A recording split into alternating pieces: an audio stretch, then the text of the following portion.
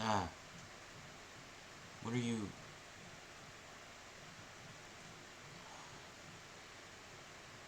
What is this background interference happening? I wish there was a mic monitoring option, but I have lost my theme. What? What's it called? The microphone for my headset. It appears. I have misplaced it temporarily. I will look for that right now.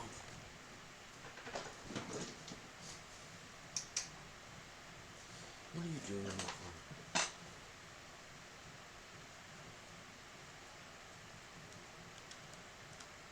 Yeah, shush. My headset. Video capture device. That stuff has volume.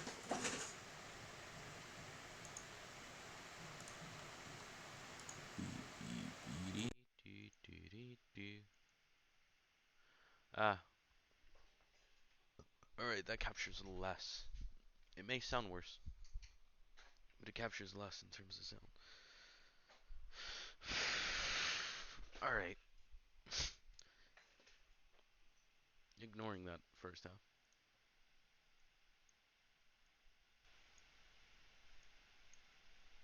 You feck.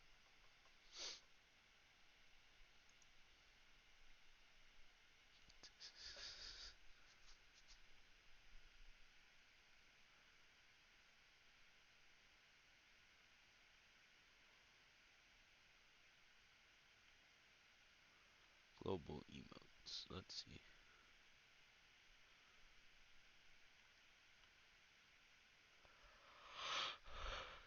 Does not matter.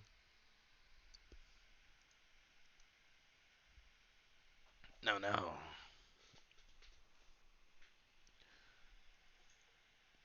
Brighter. You see. We shall play the game because I have the game. I don't know what else to say.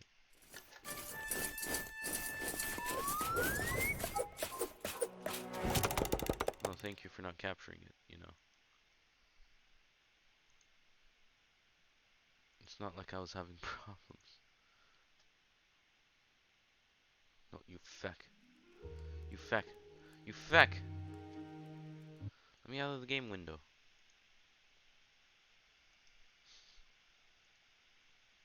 That is properties. Performance mode. Let's hope I don't die.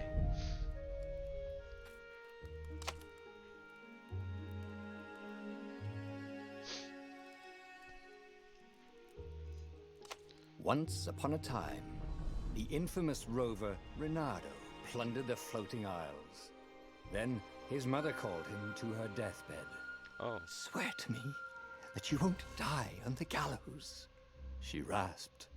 Reluctantly, he swore. And he whiled away his days at home with music, cards, and wine. But the Emperor had changed. He'd been good once, a shy, almost humble toad. He'd built universities. Then You feck. people started whispering about mass graves in the woods, midnight rituals, victims screaming. The Imperial Ravens would round up entire villages, and no one ever returned. The Ravens had come to Ubar scouting for ancient books said to be of great power. But the librarians had hidden the books, so they'd burnt the librarians. The citizens, outraged, had driven them off. The Ravens had come back with dropships. The kid had fled with one of those books. He was brave and dumb and wanted to join the rebellion. And Reynardo had promised his mother he'd protect him.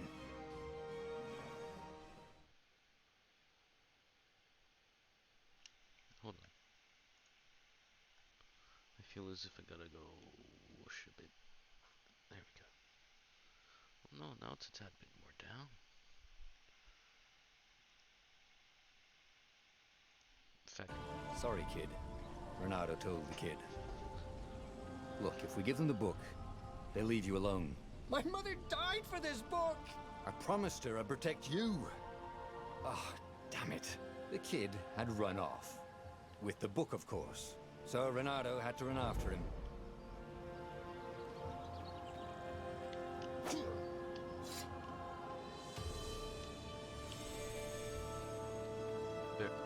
There will be no jumping on my watch.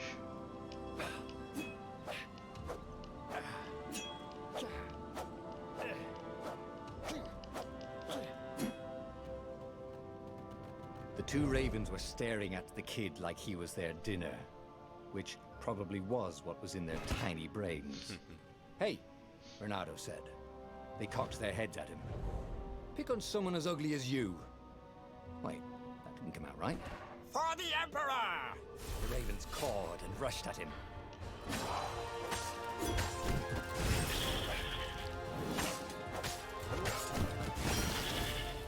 Ouch.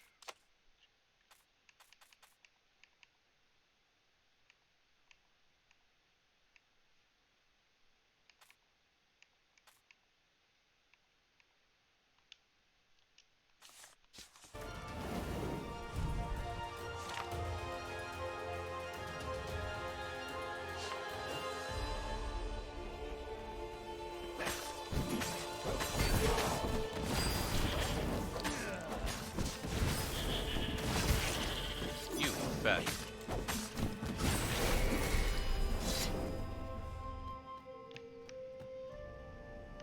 I win the battle. A dropship flew overhead. He hoped they hadn't noticed him. The kid. I need health. I don't care. Hold X to grab. Alright. Bye. Bye bye. And goodbye. Oh, right. The Gate of Heroes. Someone's idea of a joke, making the Skyship docks a gated community. You needed a hero's sword to open it. And the kid was on the other side of the gate. Oh. Who let you through? Promise me you'll take the book to the rebels. Or I'm gonna steal your ship. I'm not taking that damn book anywhere. And neither are you. Try and stop me, laughed the kid. I bet you don't even have a hero sword. And with that, the kid hopped away. Had to hand it to the kid. He was an idiot, but he had guts. I don't have a hero sword. Going to get a hero sword. Oh. Chest. Ore and wind essence? That sounds about right. Perfect. Yeah. A hero sword. QED. I did it. I got the hero sword.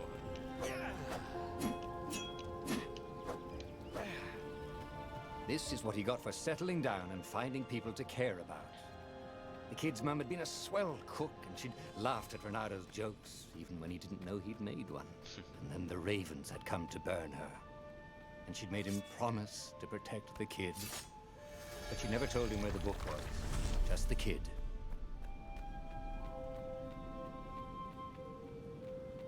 Let's do this. Let's, I don't know. He came up to a ledge. It was too far to jump. There'd been a bridge here before, hadn't there?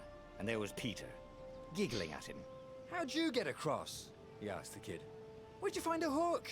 I hopped, said the kid. Wise-ass kid. Hey, look out behind you! Cute, said Renato. Ah, ravens. No, just throw them off. Bye.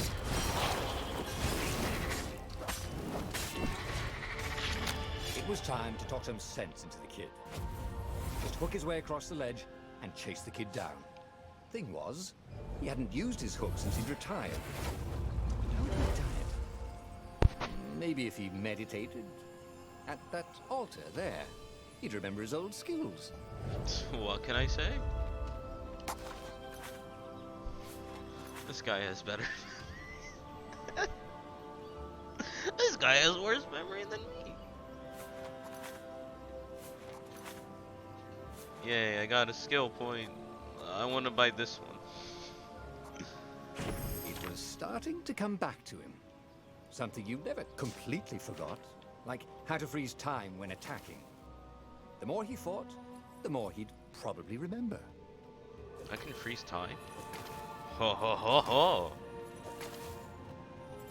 Now that. And there was the Farfarer. She was the fastest ship he'd ever known. She could do the Kestrel run in 12 furlongs.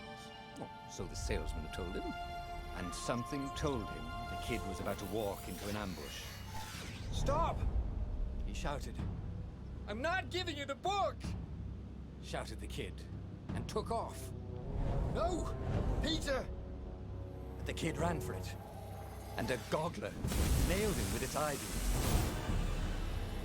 Oh, feck, he's dead.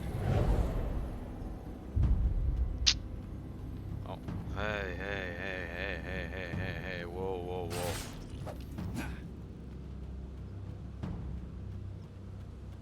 The book was unburned.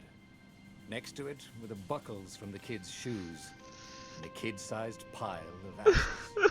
Damn it, why hadn't he lied and told the kid he'd take the book to the rebels?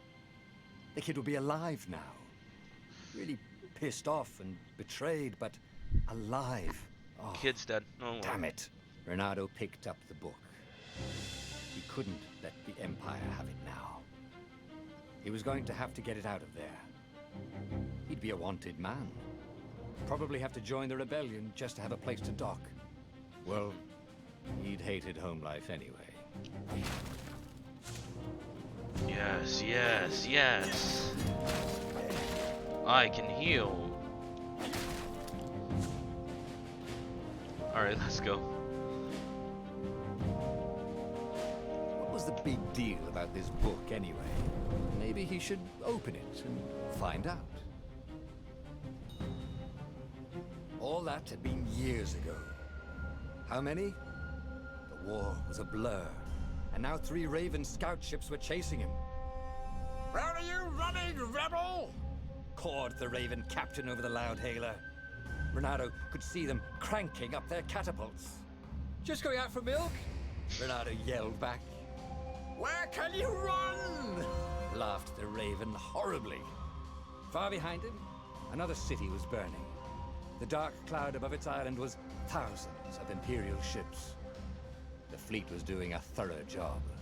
"Take us to the rebel base! I will spare your life!" it called. The entire jury-rigged rebel fleet was only a few islands to the east. Beyond that were only the pillars of heaven. A sea of endless blood-colored tornadoes. The rebellion was out of time. Unless Renato could bring a game-changer. Maybe he could. Renato had found out where he could find the pieces of the Sky Ripper, the legendary weapon that had exiled the lost gods. Surely a legendary weapon could win the final battle. On the other hand, his old friend Lapino had sent Renato a desperate message saying he had a brilliant scheme to save the rebellion. If Renato could only rescue him. Renato dived the Farfarer towards the abyss. As he felt the heat of the jet stream, the Raven ships peeled off, not stable enough to follow him down there. Now it was time to choose. Lapino or the Sky Ripper? I know what I must choose.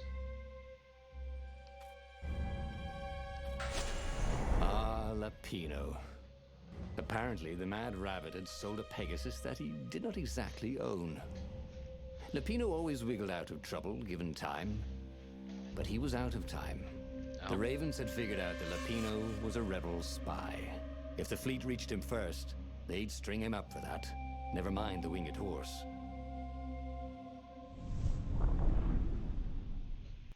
We did it, boys. We made a choice. Lapino had apparently managed to confuse the judge by arguing that he hadn't actually stolen a winged horse. He'd only sold it. But wait, where was the prison? The village was empty. Had everybody fled the Ravens? With all this ore, Renato could forge a really great sword. He was a master forger. That probably wasn't the right word. Ooh, chest. Yoink.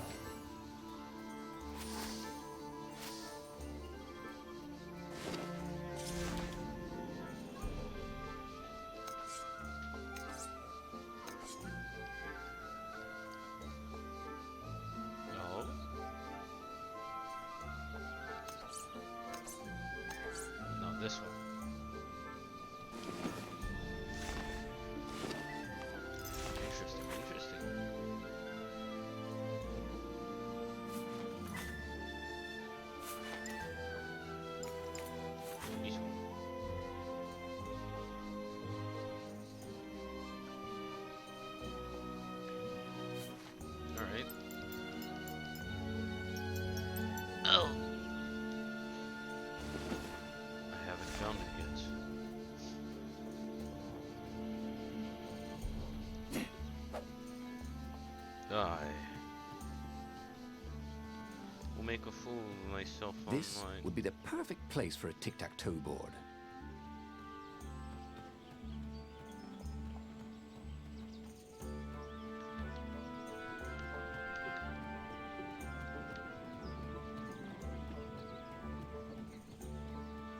Yes.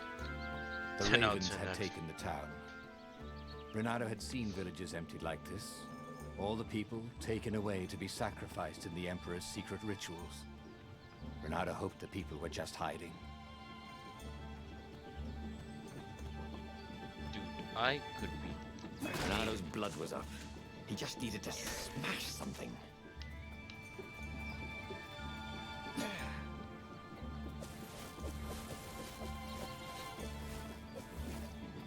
That's actually a pretty long distance. You feck.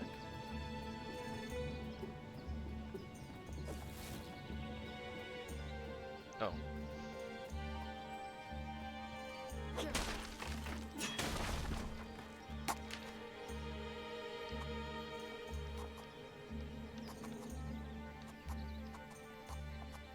Die.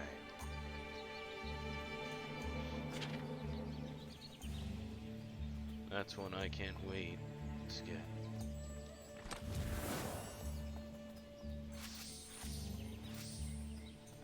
Oh, a carrot. How nice.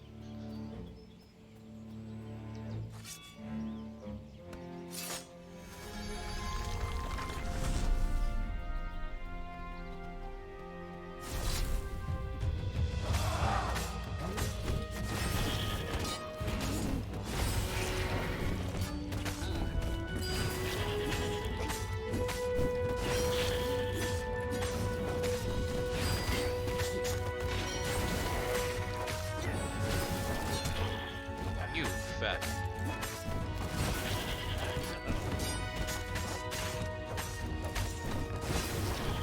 Come over here. Ravens were landing everywhere. The advance guard. He'd better get moving. If they got to Lupino first, they'd eat him for breakfast. Or a snack. Ravens weren't picky. If they got hungry, they sometimes forgot to interrogate their prisoners. Even top spies like Lupino. Where had the mad rabbit got to? Yes, I've healed. But where's the ore? I don't want health, I just want ore. Please.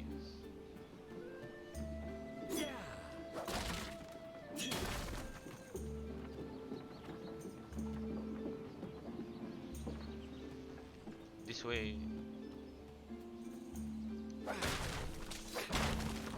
Ah, I've made the right choice. There's a chest down here.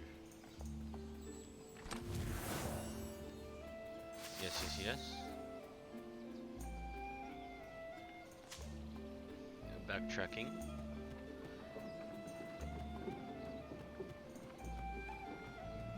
Bink. No, bink.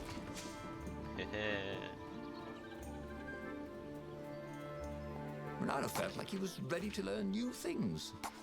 Thank goodness he didn't have to go to school for that. It was starting to come back to him. Something you never completely forgot, like how to freeze time when attacking. The more he fought, the more he'd probably remember. I wish I knew how to freeze time.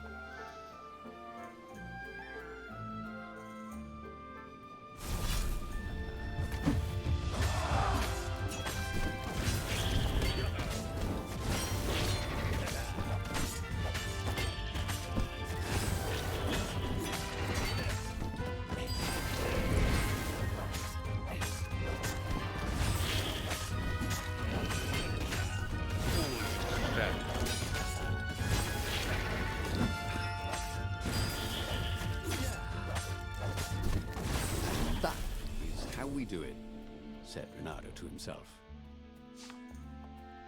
We did it. Ah,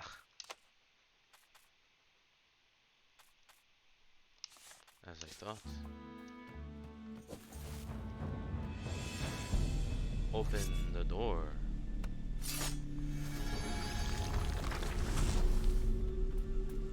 No, it's spooky. I don't want to be here anymore. Let's see, how many do I need? Oh.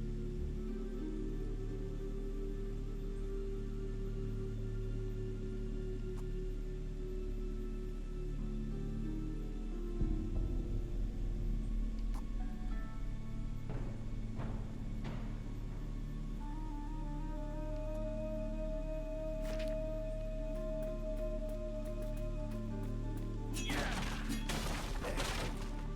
assume after I finish the game, there's gonna be a new game plus. Can't we just agree to disagree? Said Renato. No?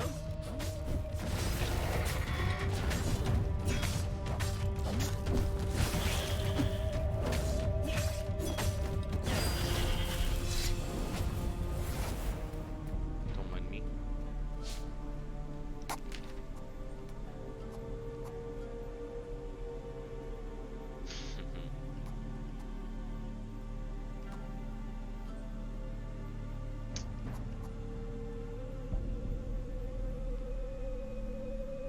He'd missed his old skills. He welcomed them back like it was at a reunion. Time. Well, don't mind if I do.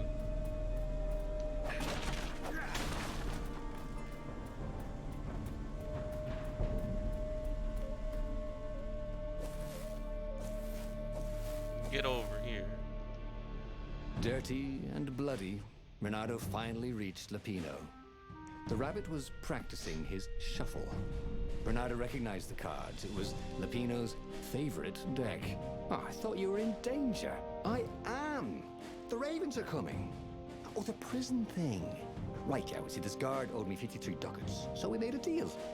They're very reasonable people, actually, for weasels. Now, I got a brilliant plan to kidnap Zenobia. We capture Zenobia, we find out what she knows, and that's the whole war right there. Easy peasy, lemon squeezy. Capture the Emperor's greatest general, who also happened to be a deadly sorcerer and, oh, his only daughter. That would be worth it. On the other hand, he could still get to the core of the Sky Ripper, even if he couldn't get the whole thing. It must have great power. I know what I chose last time. So I'm choosing the exact opposite of that. Zenobia wasn't just the Emperor's daughter, of course. She'd been Renato's best friend in Sword Fu school. And you're still mad for her, the rabbit reminded him. They'd been close. She'd told him things no one else knew. But she'd never told him who she really was. She knows all the Emperor's plans, chuckled the master spy. She won't give them up easily. She'll tell the interrogators, all right, said Lapino. Taking her would change the game, all right.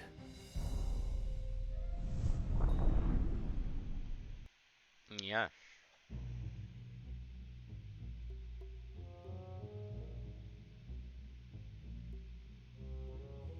The city was already under Zenobia's control. I had to admire her efficiency. Renato shivered at the thought of Zenobia at the mercy of the interrogators. Could he really turn her over to them? But this was war.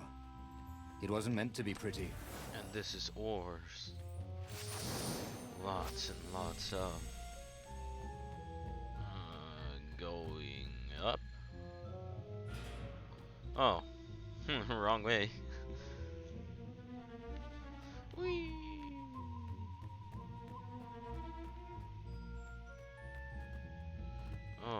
Oh. Dead. I have to make sure. Maybe a war crime, but still.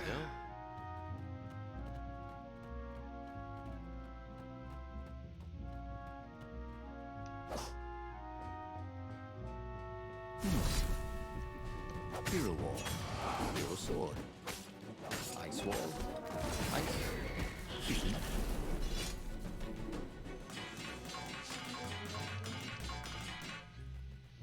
I'm sailing. Bottom.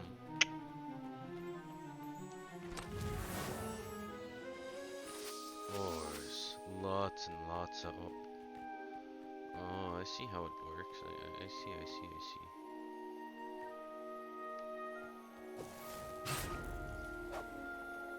Boy, if looks could kill. Ah! Disabled. Hello.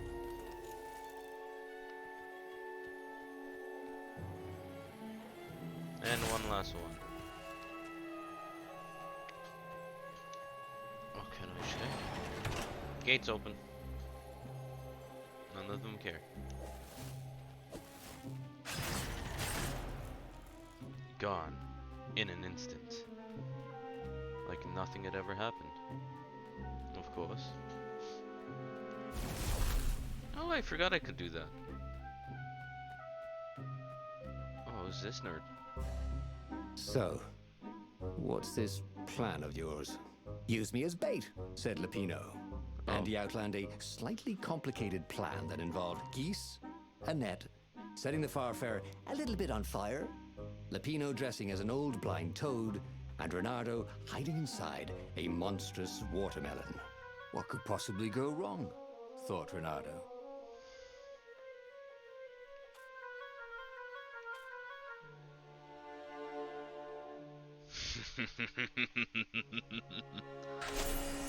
Oh, this is gonna be fun, said Lupino as he ran to go set up his marvelous plan.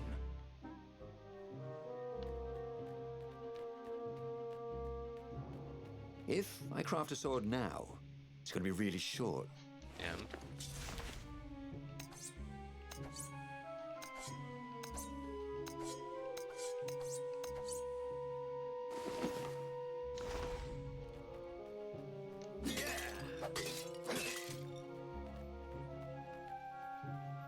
an altar.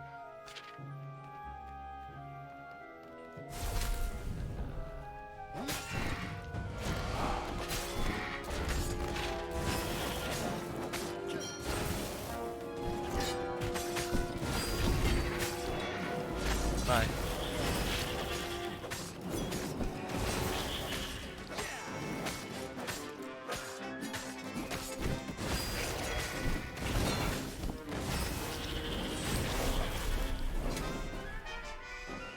Wonderfully taken down.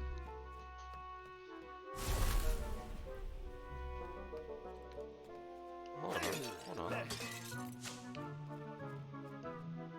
Reynardo felt dubious about the whole plan. With every step, he was waiting for it all to go horribly wrong. But against all odds, Lupino's idiotic plan worked. Zenobia's ravens ran off after the geese, the net dropped, and Reynardo jumped out of the watermelon and put his sword to Zenobia's throat. Reynardo, she said, are those new scars? They look good on you. You never returned my velvet jacket. It was my favorite. You look stupid in velvet. Oh, what does an imperial princess know about style? Oh, get a room, you two, said Lupino. But the fleet was coming on fast, so they put Zenobia on the Farfarer and took her east, over the Nexus. She'd vanished from Swordfu School, from his life, without even saying goodbye, without ever telling him she was the Emperor's adopted daughter. Ah, Adopted? Lupino was right, Reynardo thought reluctantly. She knows things. She recognized his look. You're taking me to the interrogators, aren't you? She said wide-eyed. Oh, she's a cat. And then she jumped, with horror. Reynardo saw Zenobia plummeting. Then he saw the Nexus below them. Cats always land on their feet. Ah, she'll head for the Imperial outpost, yelled Lupino. You have to catch her. It's too late now. You should jump. There's nothing we can do. Oh, feck. Oh, this place looks familiar. No, it doesn't. Cats can run faster, but foxes can run longer. If he ran, he could head her off before she reached her minions at the outpost. Well, he did love a good chase.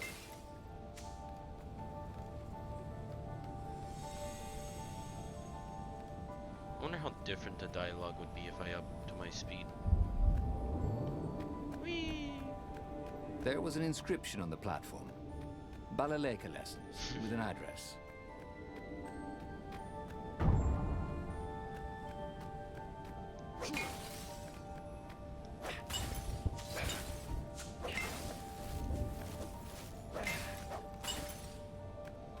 Give me ores.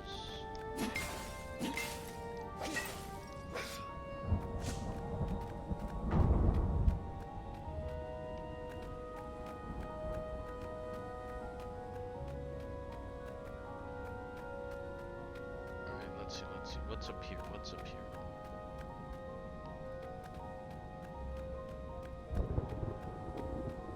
Who needed bridges anyway? Oh, fuck. Oh, wait.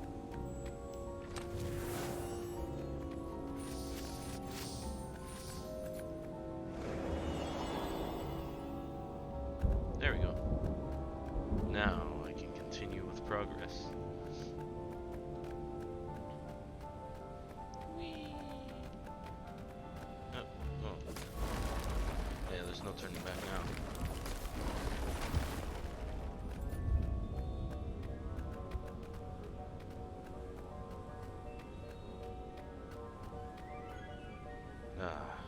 What a wondrous view, let me tell you. No, open the door.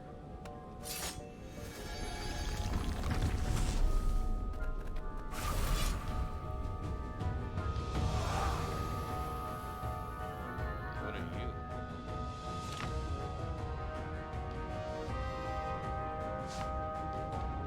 Oh.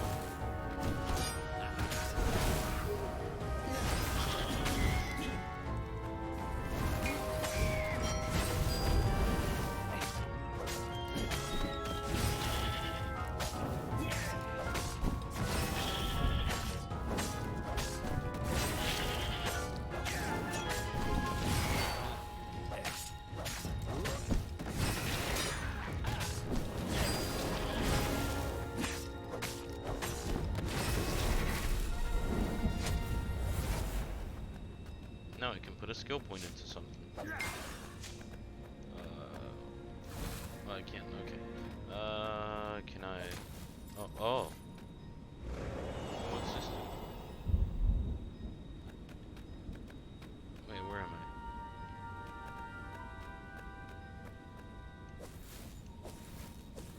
No. Okay. Where am I? He was closing on her. Oh. He could smell her fear. He tried not to think about the interrogators at the secret base. What they'd do to her. Maybe it didn't have to end that way. Maybe he could talk to her. But, after all, there were worse things the Imperials had done to friends of his. Have you ever felt you were just going round in circles? Bernardo felt like that. Ah! Can I not?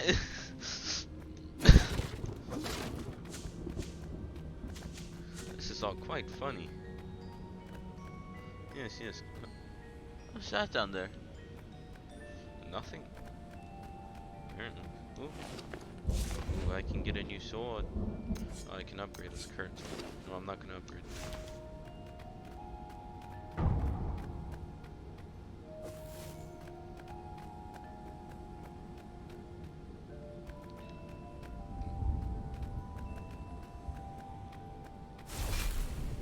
Yep. You fact.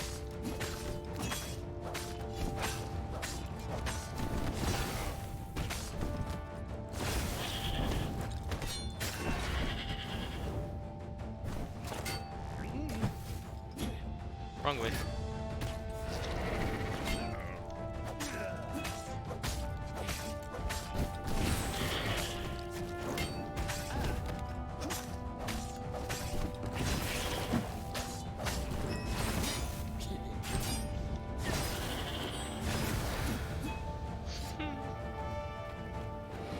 Oh, this is bad.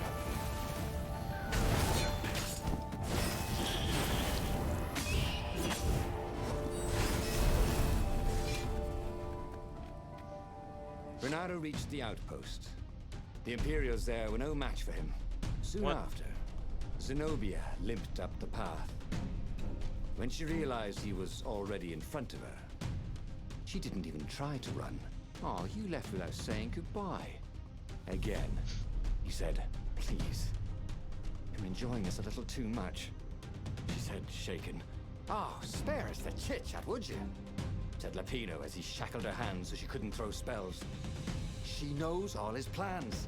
All the way back to the Farfarer, Lapino nagged Renata about how the interrogators would pry all the intel out of Zenobia. How that would turn the tides in the imminent battle. All they had to do was take her to the rebels' secret base. Renato didn't like to think about what the interrogators would do to her. Couldn't he just talk to her?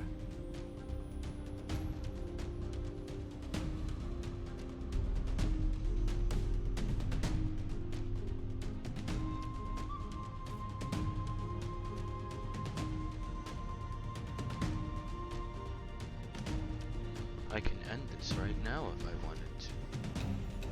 But it wouldn't be that easy. Of course there's going to be more story to it, more gameplay if you will. So...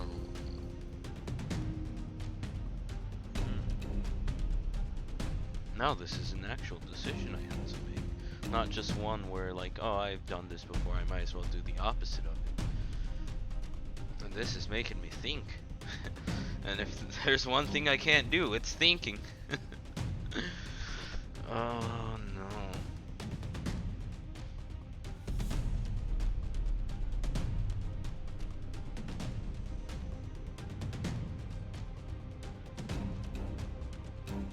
Let's end it right here, right now. As they reached the ruins, Renato could see ravens everywhere, searching for the rebel base. They'd have to hide the Farfarer or go on foot. What if we get separated? Asked Lapino, for once thinking ahead. I'll draw you a map to the base. Renato told Lapino. Renato, don't do this, said Zenobia. We were friends once. Shut it, witch, or I'll shackle your mouth too, said Lapino. Oh, he's and Irish. then, a few moments later, they touched down.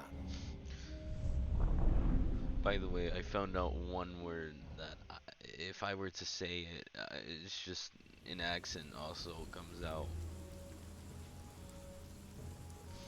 I guess because the way I pronounce it. As Lapino pulled Zenobia off the Farfarer, Renato readied himself for the battle ahead. I'm sorry I nicked your jacket, she said. It's just... It's stupid, but... It smelled like you. What? He said, confused. Then... Why didn't you write? Why didn't you first speak?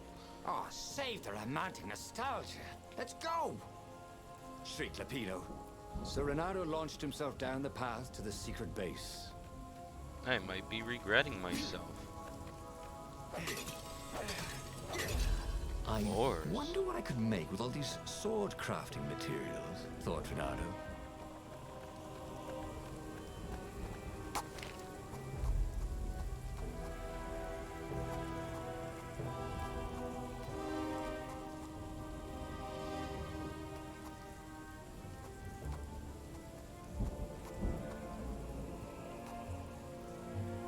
Alright, I have defensive reflexes, so why can't I get it?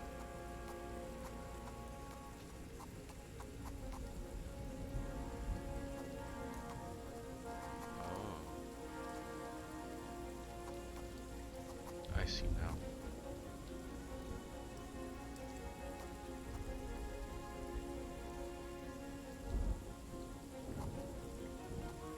Cool. Wish I could do that.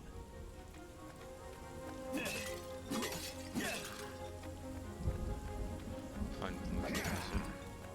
But that way looks like progress. This way.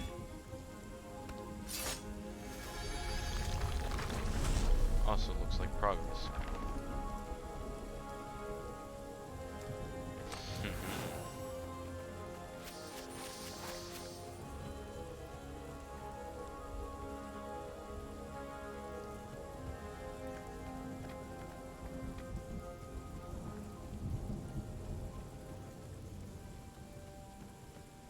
There were stickers all over the platform for really hot lady foxes, with pictures and addresses and everything.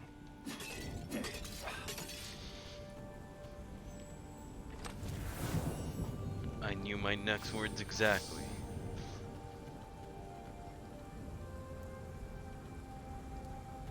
An altar so soon? Well. Let's see what I can craft. Oh, fuck off.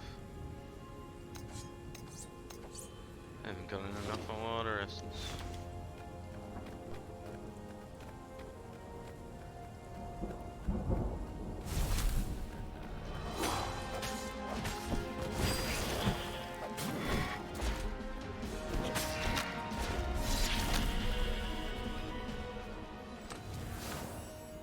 Wasn't even really a fair fight.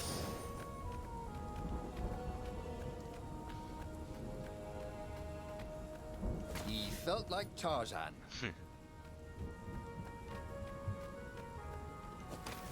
Wrong way. Oh, right way.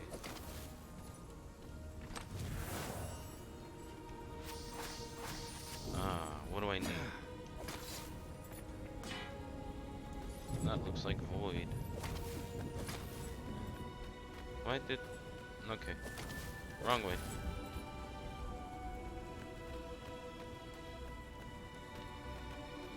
Oh, it's down this way.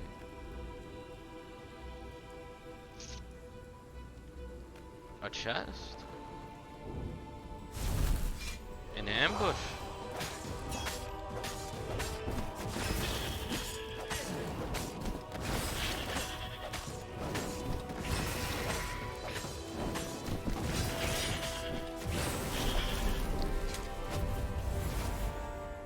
They caught their breath. It's beautiful, she said, looking at the ruins. This used to be the library of Ubar, he said. Before your father's ravens smashed it. Do we have to talk politics? Yes. She asked. That's not how I want to remember you, she said with an odd, wistful look at her face. She was as beautiful as she'd ever been, and as brave. Peppino huffed. They got back on the trail. Okay, but the chest.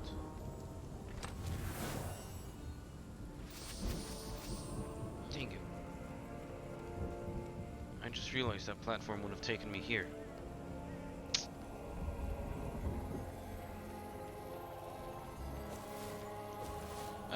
He's gonna touch me.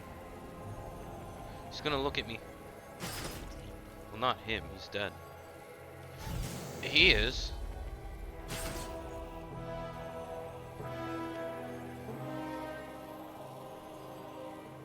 That's not the free sword. That was new. Ah! People still use doorknobs.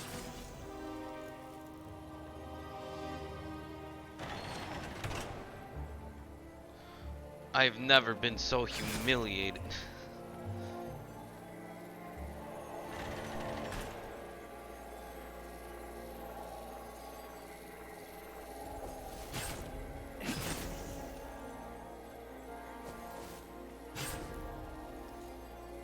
That actually worked. Woo. The long stairs. So he was close to the rebel base. Is my screen dirty? Nothing was on fire. So far, so good. Oh, that's part of the game. Oh.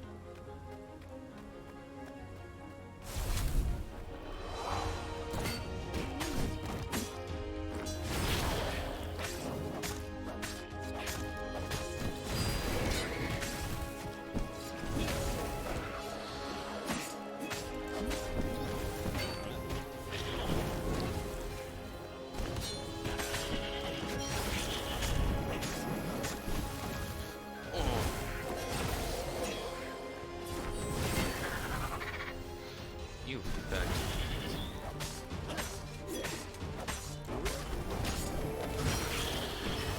No! That hurt. Ah!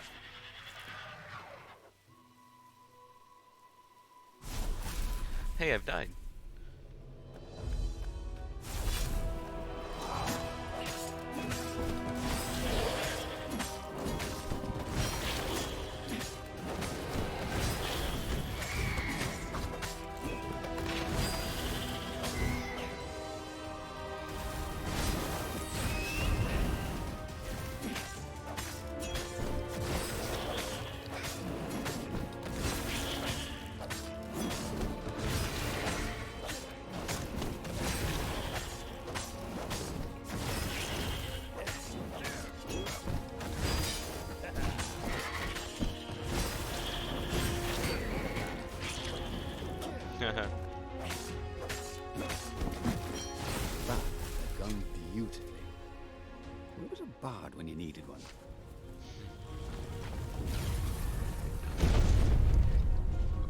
What's that?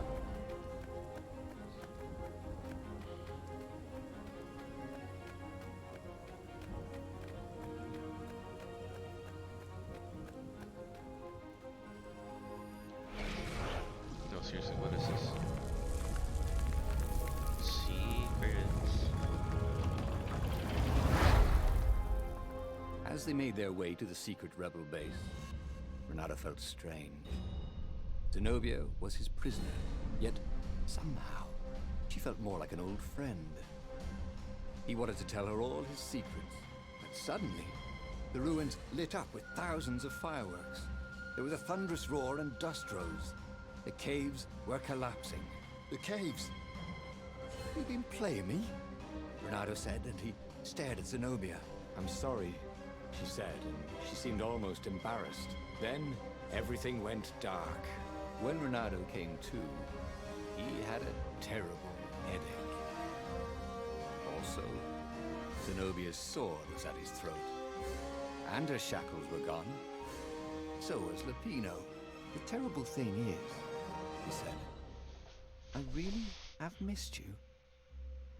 Now that we've destroyed the rebellion, would you consider becoming an advisor to the Emperor's daughter? I'm no one's servant. Everybody serves. Even if it's only destiny.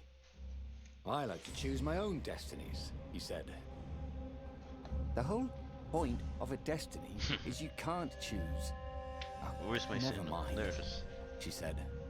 Look, if I see you again, I'll have to kill you. He watched her ship soar away.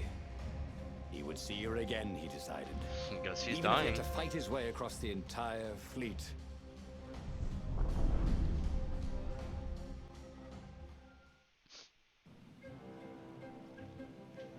Dang it.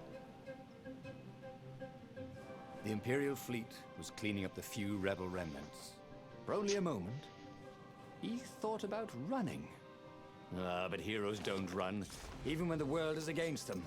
Even when their cause is hopeless, and their efforts futile, and pointless, and useless, and death painful and guaranteed. He's decided to stop Hello. thinking for a while. Yeah, I have a sword. Another one. That Oh, it's is right a trigger. very cool sword, thought Renara. No, seriously. He couldn't feel his paw anymore. Now. We must. What? What did I get stuck on? Ooh. Ugh. Just camera. I forgot I have that.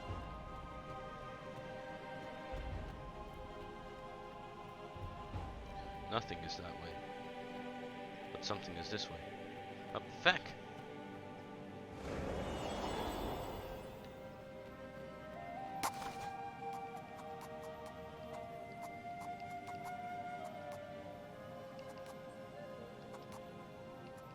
Nice. That could be useful.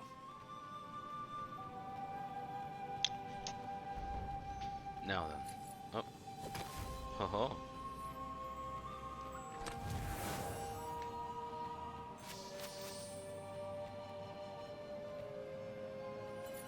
Controller, are you good?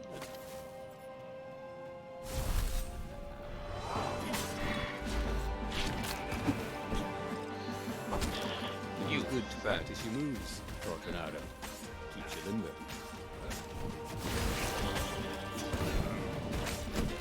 Oh.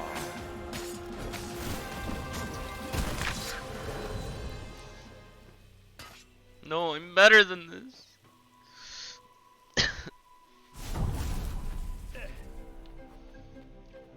Now that I know I'm better than this. Oh. Huh? Oh, no, there went my controller.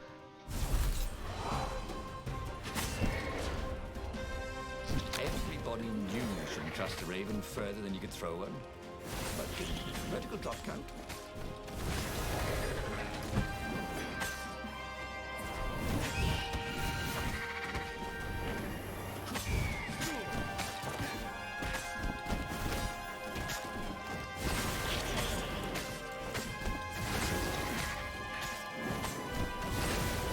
No! No! Ah! Ah!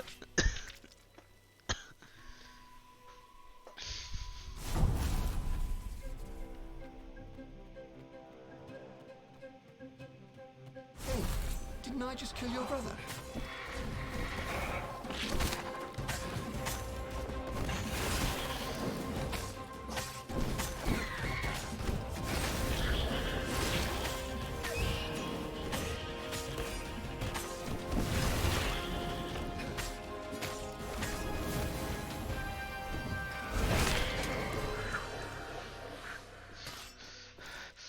No. There's something I'm doing wrong. Obviously.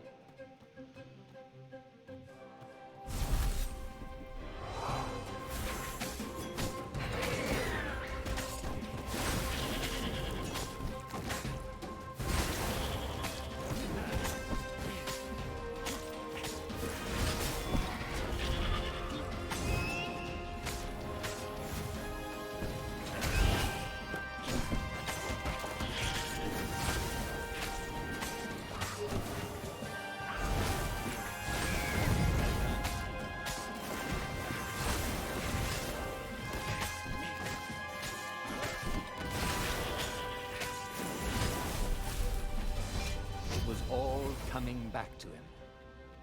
He wondered what he'd remember next.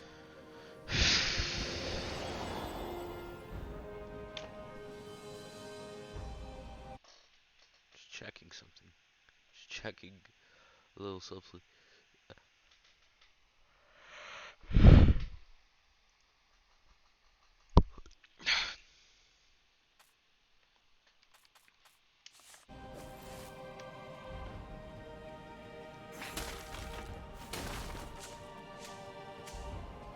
Oh.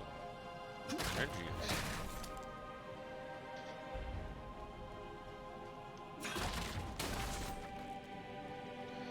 Or I see. Bernardo felt a little better.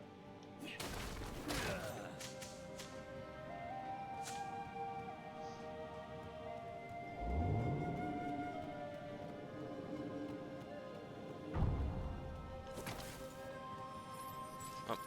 No. Oh.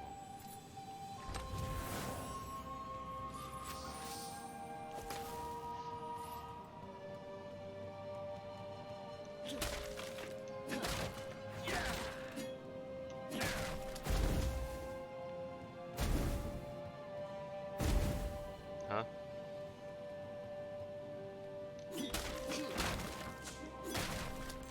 I don't need energy, I need health, please. I need to heal.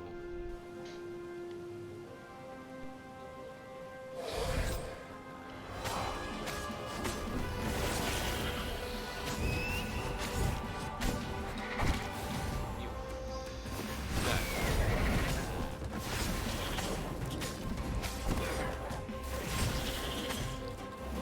That. Say goodbye, huh? You.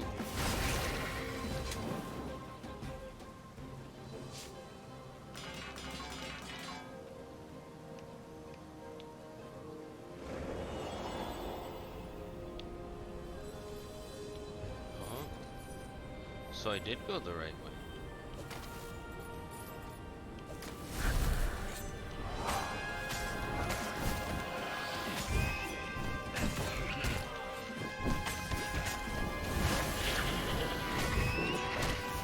Ouch.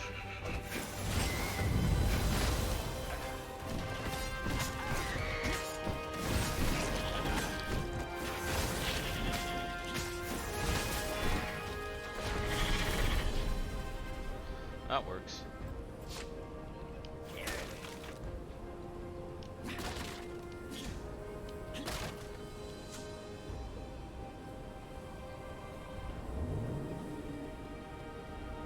This was definitely better than pulling yourself up in a bucket.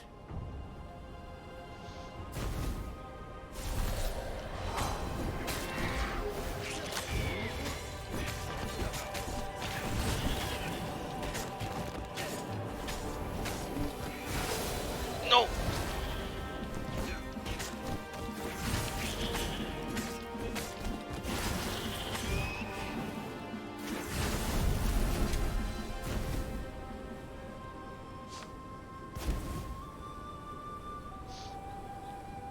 Renaro's arm was sore, his armor wet with raven blood.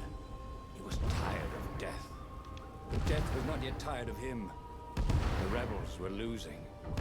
Badly.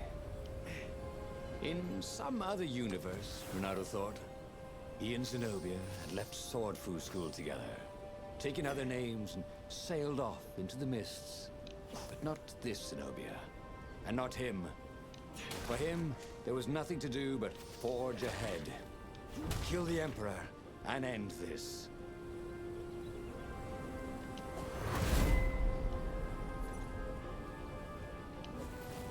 Whee!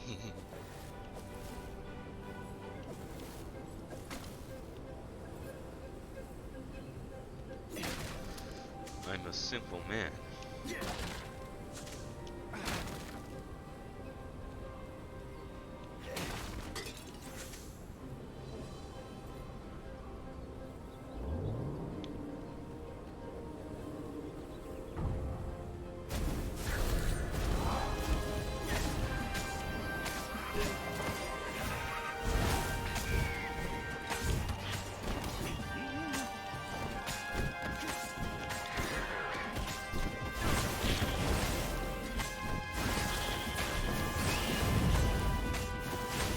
Actually,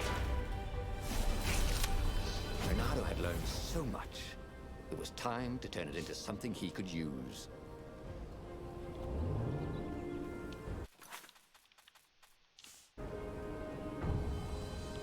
select does nothing. Alright. And then, oh, fairly simple.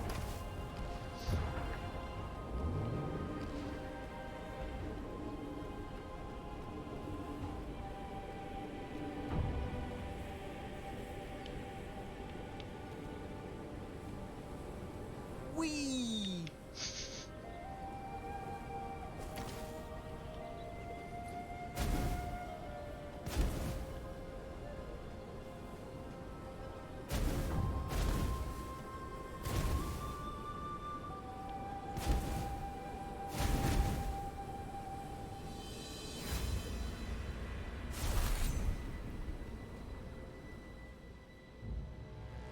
Oh, is this nerd?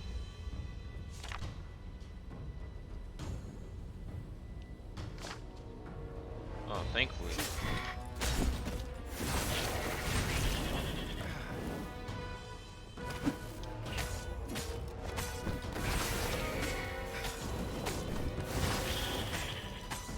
Actually.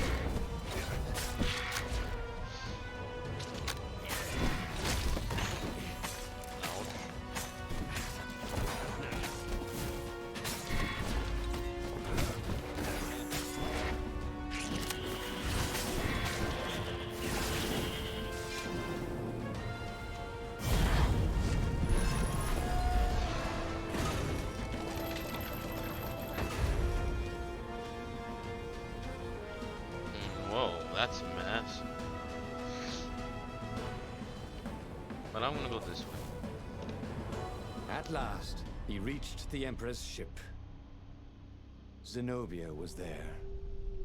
Why'd you have to come back? Murder. She said, guess I'm just serving my destiny. He shrugged. You don't even know what that word means.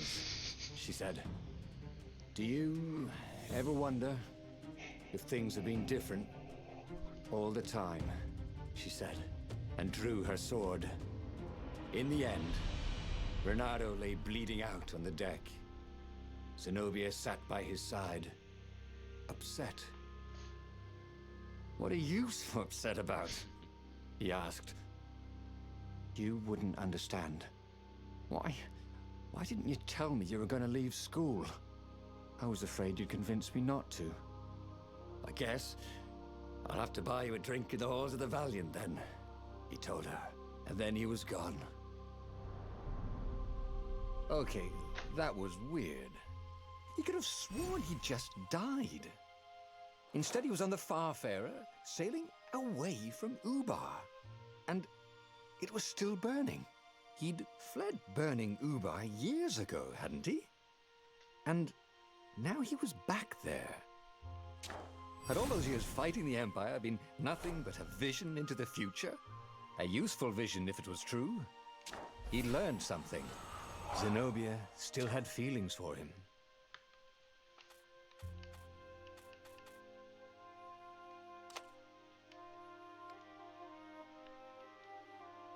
Dang, alright. He'd made bad choices. But now, when the real battle came, he wouldn't make those choices.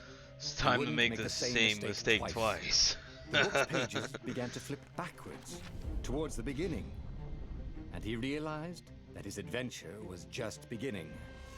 Oh. No, The this is clouds different. parted over the Isles of Boreas.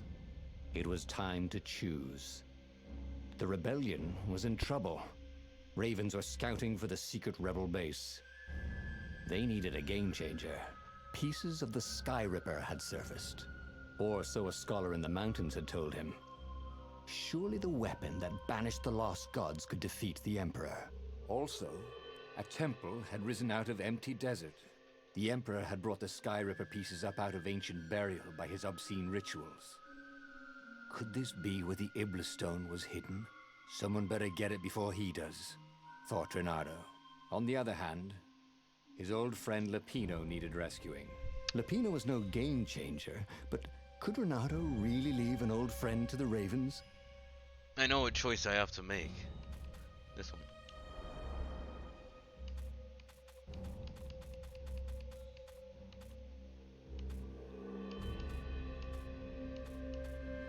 One has to deal with the Sky Ripper. One has to deal with Lupino.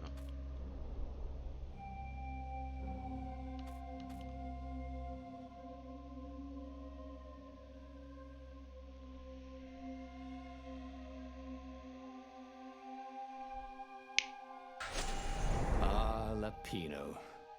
Apparently, the Mad Rabbit had sold a Pegasus that he did not exactly own. Lapino always wiggled out of trouble, given time. But he was out of time. The Ravens had figured out that Lapino was a rebel spy. If the fleet reached him What choices first, do I have they'd to string make? him up for that. Never mind the winged horse.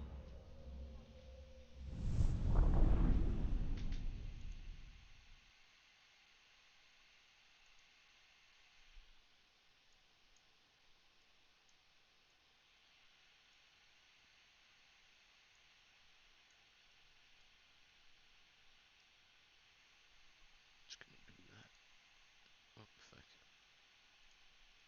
Wait, I got a ping? Who? Oh.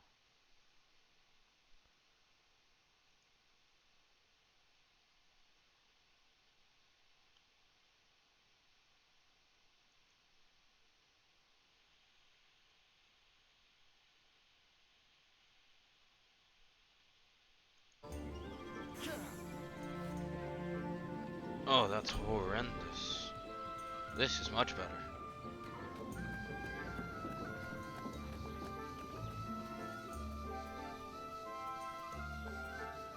A crafting bench. Reynardo wondered what he could make with it.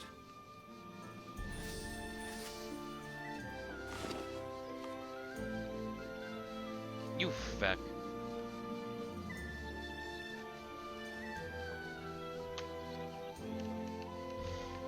Out of all the times my controller does this.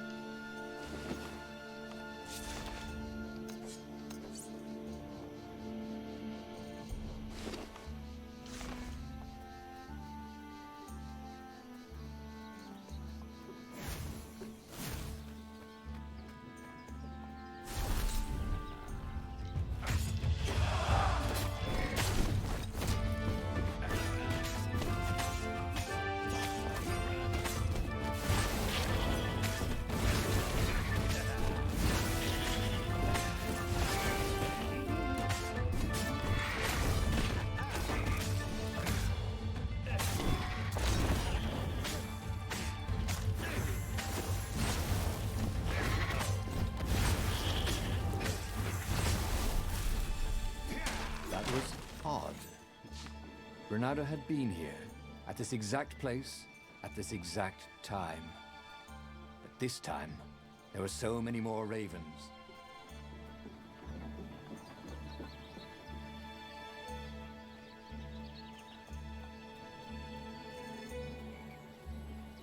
The village looked so peaceful. Were the villagers hiding somewhere? Of course not. No matter how much he searched, he would only find ravens here.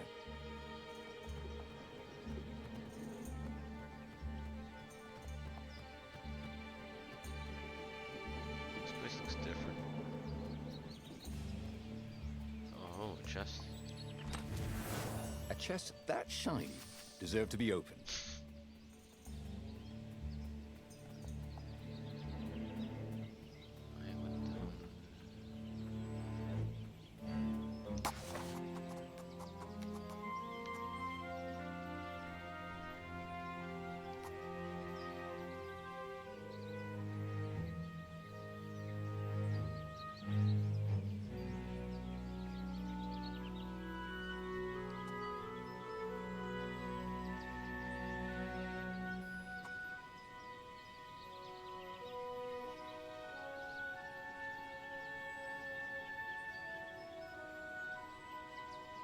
This was way better than being able to shrink down to the size of an ant.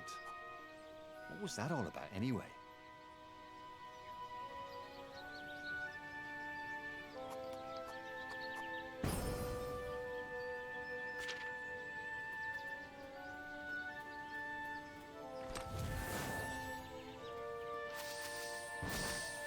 Ah, my first fire essence keeper. Now, we're getting somewhere.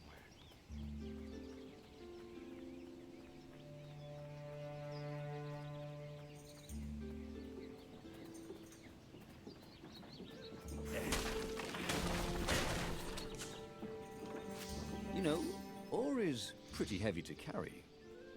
You know what's not? A new sword. I can't craft a new sword. Disembodied voice guy.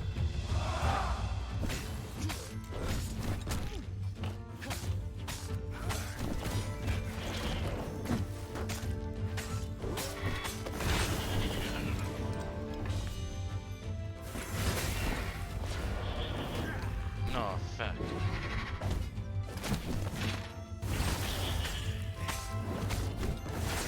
That works.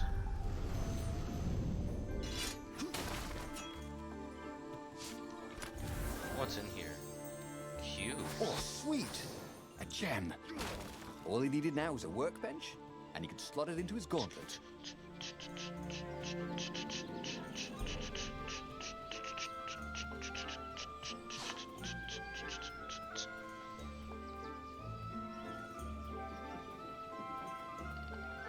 Where'd the workbench go? Down here.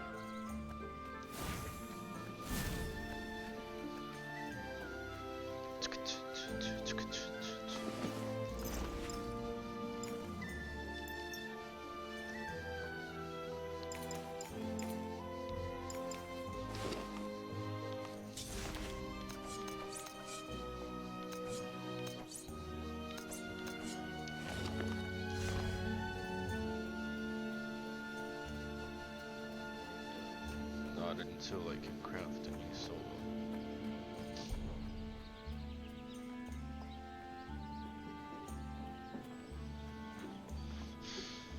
Sometimes, Renata really hated inanimate objects. No.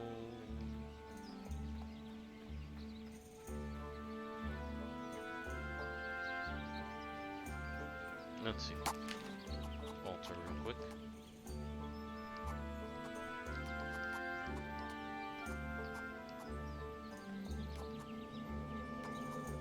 This one's useful.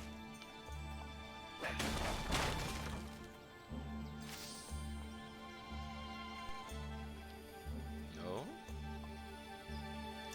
This is different.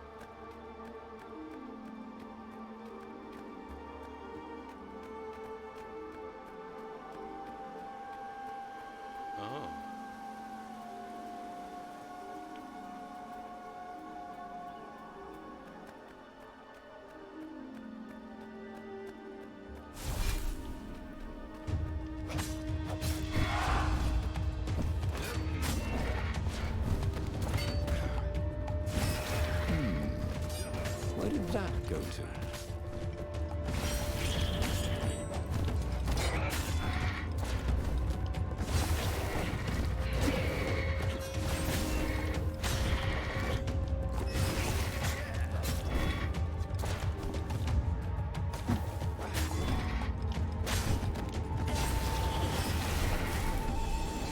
Ravens were landing everywhere. The advance guard. He'd better get moving. If they got to Lapino first, they'd eat him for breakfast. Or a snack. Ravens weren't picky. If they got hungry, they sometimes forgot to interrogate their prisoners. Even top spies like Lapino. Where had the mad rabbit got to?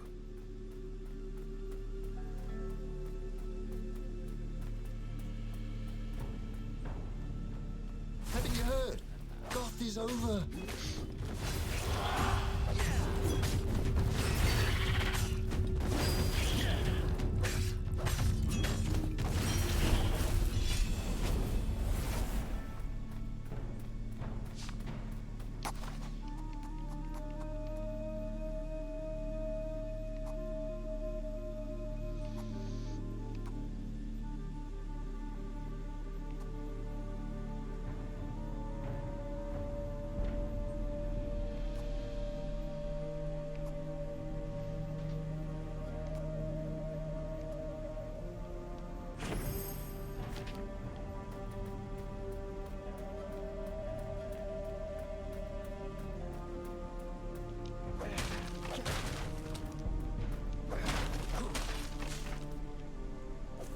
Actually.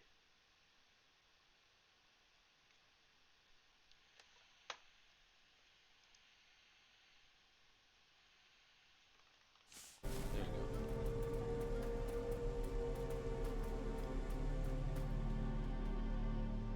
Oh, that was quick. Dirty and bloody, Renato finally reached Lapino. The rabbit was practicing his shuffle. Renato recognized the cards. It was Lapino's favorite deck. Oh, I thought you were in danger. I am. The Ravens are coming. Oh, the prison thing. Right, yeah, see, this guard owed me 53 ducats, so we made a deal. They're very reasonable people, actually, for weasels. Now, I got a brilliant plan to kidnap Zenobia.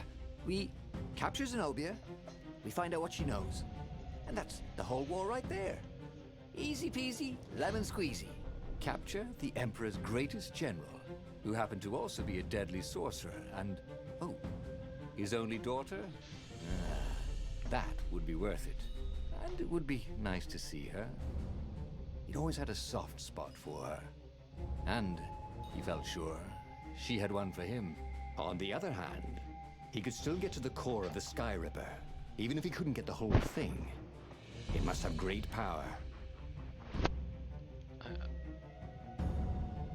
Zenobia I'm not wasn't playing just on the the Emperor's PlayStation. daughter, of course. Game, She'd please. been Renato's best friend in sword fu school, and you're still mad for her. The rabbit reminded him. Uh-oh. The rabbit had a point, and Renato had a feeling she'd want to see him again. Who knows what Murder. could happen between the two of them this time around? She knows all his plans, chuckled the master spy. She won't give them up easily. She'll tell the interrogators, all right, said Lapino. Taking her would change the game, all But right. I'm not taking her to the interrogators. I'm taking her. The city was already under Zenobia's control. I had to admire her efficiency. Renato shivered at the thought of Zenobia at the mercy of the interrogators. Could he really turn her over to them? But this was war. It wasn't meant to be pretty. Don't mind if What could he craft with the materials he had? Renato had a pretty good idea, actually.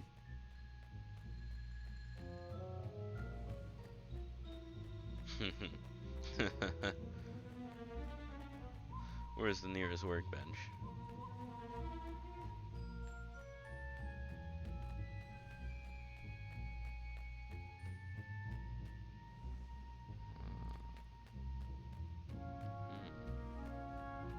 Don't want to go that way.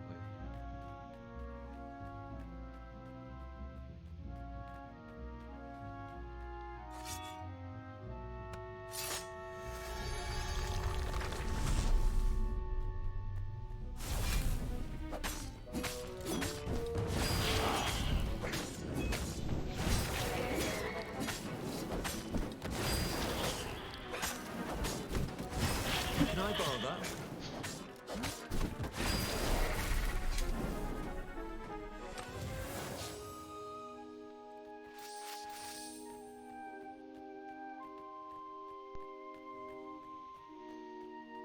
Fair warning. There might be a point where the stream will just be me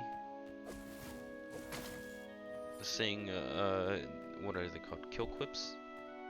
Fuck it. I don't know. Because I'm gonna obtain the Void Sword. He was sort of No, I'm not. yanking his own chain, wasn't he? I need 12 to do that.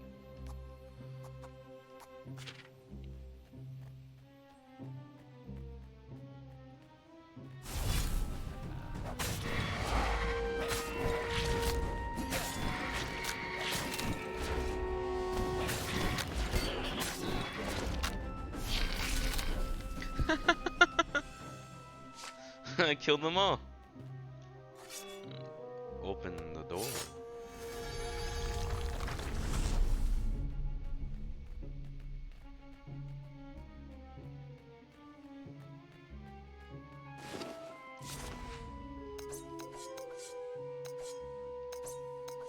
Yeah, I need 12. I just gotta find another fire essence. Ronald Weasley.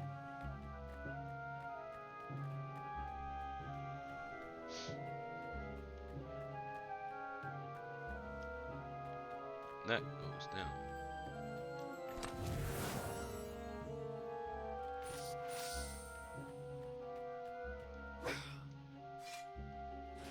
It do go down. What exactly was Lapino up to this time? You could see the wheels spinning inside his head. They made Renato dizzy, in fact. Wasn't this where I first landed?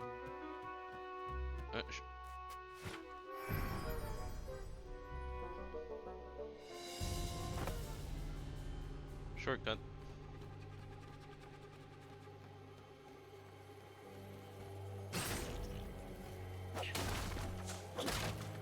So shortcut.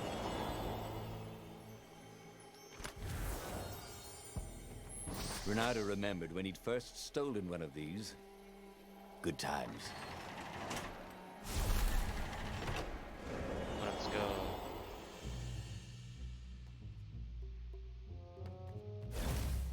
So, what's this plan of yours? Use me as bait, said Lapino. And he outlined a slightly complicated plan that involved geese, a net, setting the Farfarer a little bit on fire, Lapino dressing as an old blind toad, and Renato hiding inside a monstrous watermelon. What could possibly go wrong?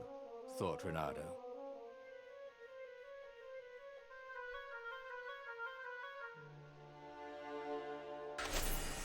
Oh, this is gonna be fun, said Lapino as he ran to go set up his marvelous plan.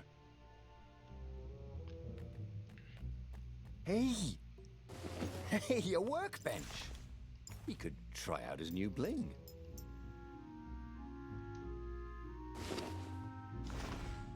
Something be useful. Wind essence.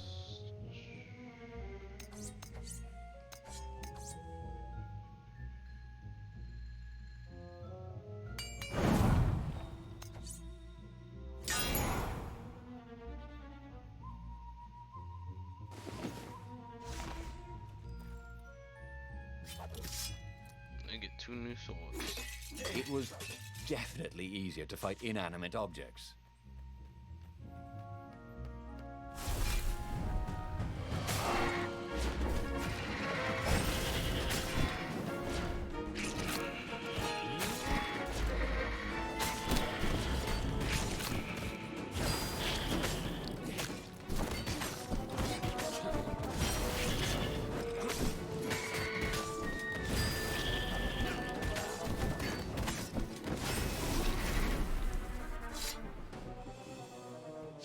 That's the combat I like seeing. Renato felt dubious about the whole plan. With every step, he was waiting for it all to go horribly wrong. But against all odds, Pino's idiotic plan worked. Zenobia's ravens ran off after the geese, the net dropped, and Renato jumped out of the watermelon and put his sword to Zenobia's throat. "Renato," she said, "are those new scars? They look good on you. You never returned my velvet jacket. It was my favorite. You look stupid in velvet. Oh, what does an imperial princess know about style?" "Ah, get a room, you two," said Lupino, probably sensing the chemistry. But the fleet was coming on fast, so they took Zenobia east, over the Nexus. She'd vanished from Swordfu School, from his life, without even saying goodbye, without ever telling him she was the Emperor's adopted daughter. Renato was aware of her feelings. Maybe this was a bad idea, but was he letting his own feelings get the better of him? Oh no, that's different.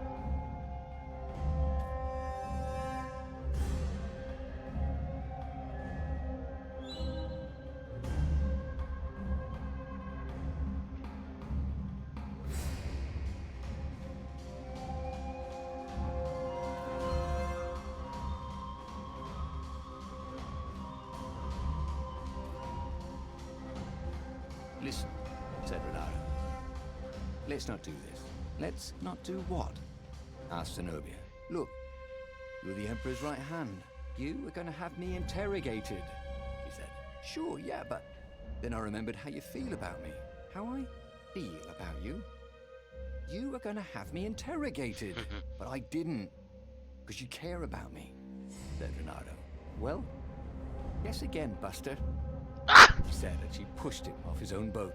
As he plummeted towards the bottomless clouds of the abyss, Renato decided that he'd not really handle the situation with his usual finesse.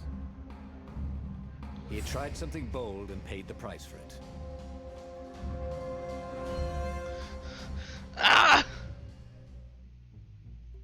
The city was already under Zenobia's control. I had to admire her efficiency. Renato shivered at the thought of Zenobia at the mercy of the interrogators. Could he really turn her over to them?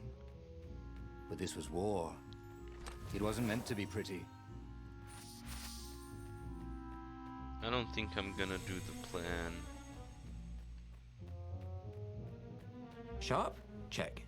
Pointy? Check. Flexible? Check. What else do you need in a sword?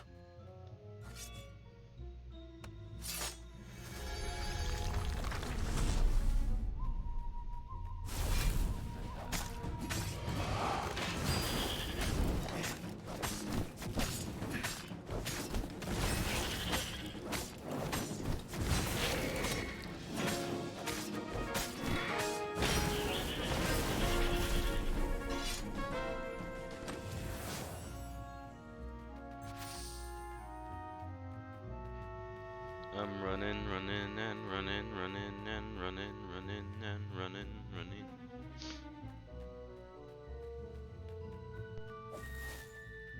Renato wondered if his future self had commissioned these poles.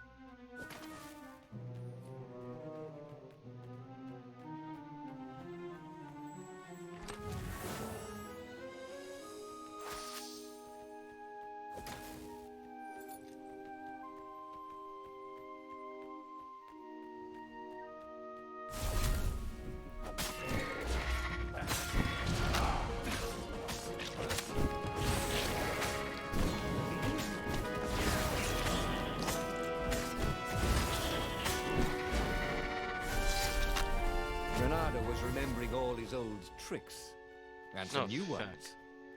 Yeah, he really ought to ask for a raise. Wrong sword. Okay.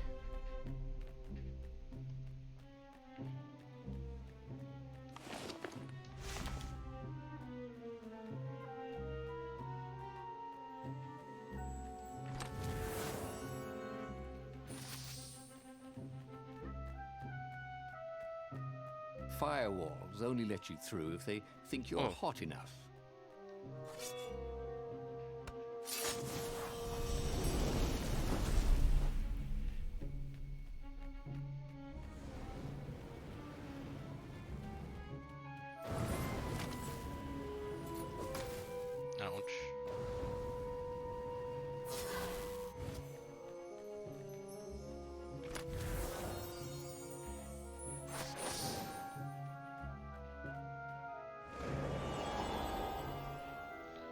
for resistance sounds like something I'm not gonna use. Goodbye. Oh, wait.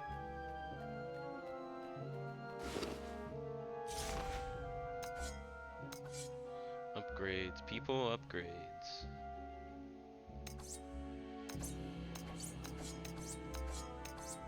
Oh well.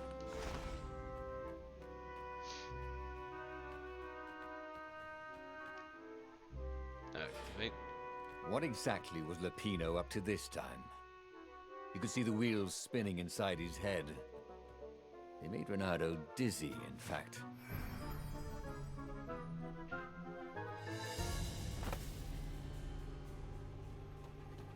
Let's do this again.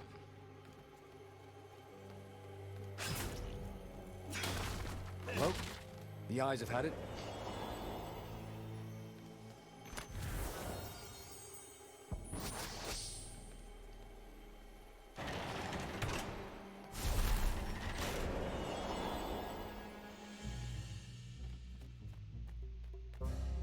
So, what's this plan of yours?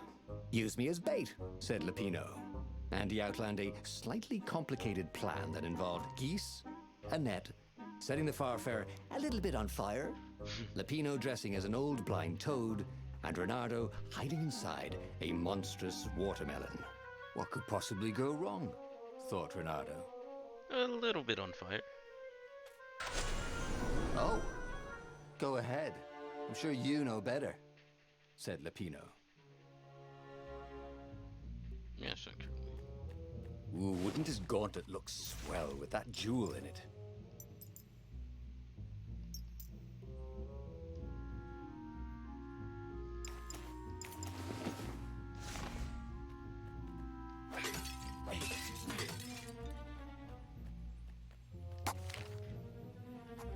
Was it gonna level up again? In my mind, I was thinking, yes, I'm gonna level this up. But then now I forgot. Should have said it out loud.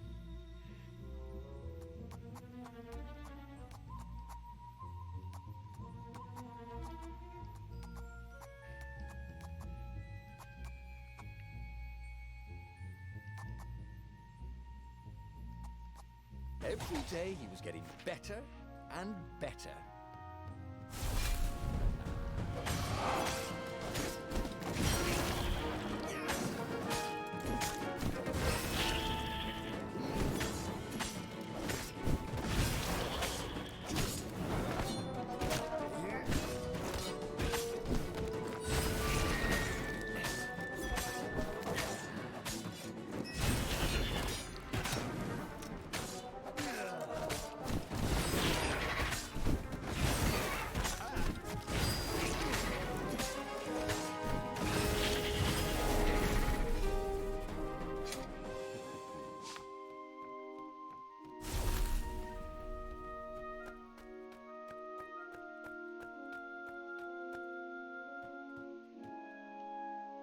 Renato slinked through Zenobia's ship, making no sound at all. Where were her guards? Finally, he reached her bedroom. She was curled up on her bed. Oh, he'd forgotten how beautiful she was. How sleek. How soft. He tapped her on the shoulder with his sword. She became smoke. And he noticed he had a blade to his throat. Stay a while. Heard a familiar voice. Did you really think you could capture me? Zenobia said as her ship lifted off. Now I just wanted some privacy, Renato said. Renato knew she still had feelings for him. Maybe he could just cut to the chase. But was timing right for that? Oh no!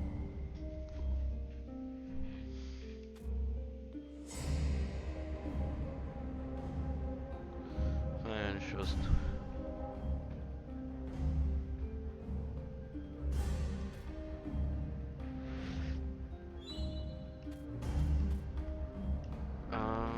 I don't know. One of the stories, I just kind of instantly died.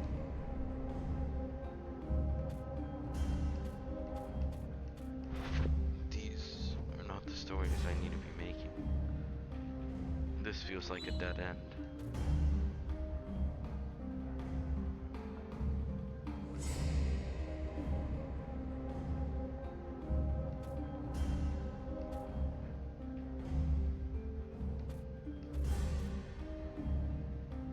know how you feel about me, baby. I know you want to be with me. Renato said, what? The Emperor's evil, babe. I'm nice. Remember how nice I was back in school? I'm gonna die. You were an idiot in school. You said I was funny, said Renato, starting not to like how the conversation was going. The Emperor pulled me out of an alley. Don't tell me he's evil. Yeah, but did you ever wonder why? No, I didn't. Why don't you ask him? Well, because I know why. He wants to sacrifice you. You can tell him that when he interrogates you. Can't we just start this over? But Zenobia shut him in the hold of the ship. He had no one to explain anything to until he was brought to the Emperor's interrogators. After that, it was just screaming. Death. He had tried something bold and paid the price for it.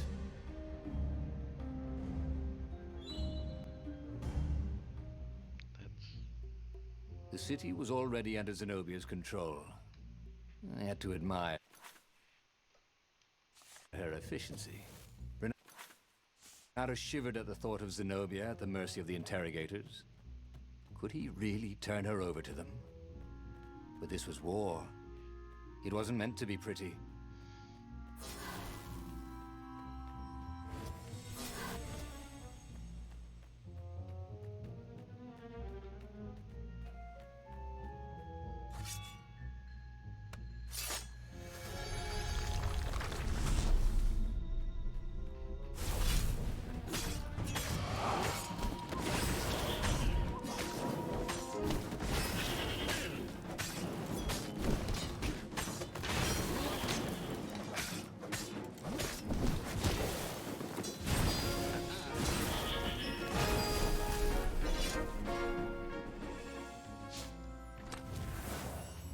That was painful.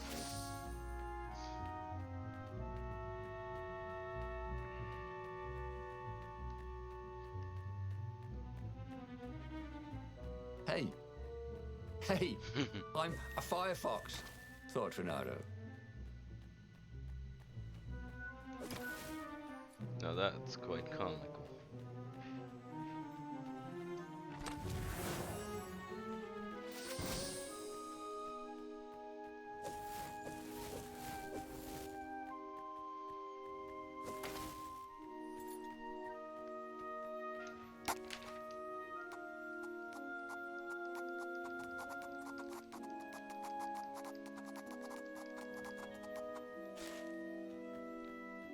I'm not gonna reveal a truth down this path.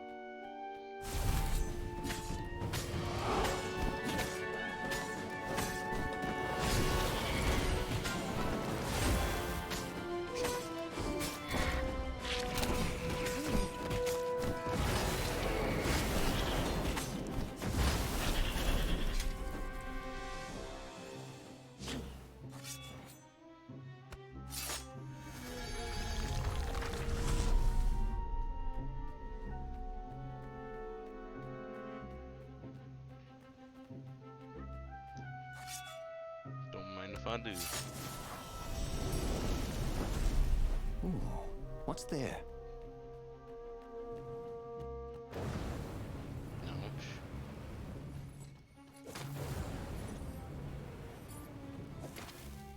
Ouch. Again.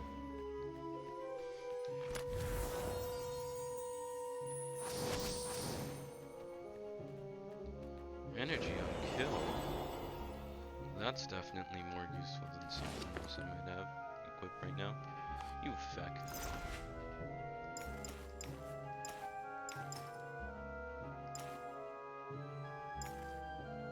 Yes, actually, shield breaker.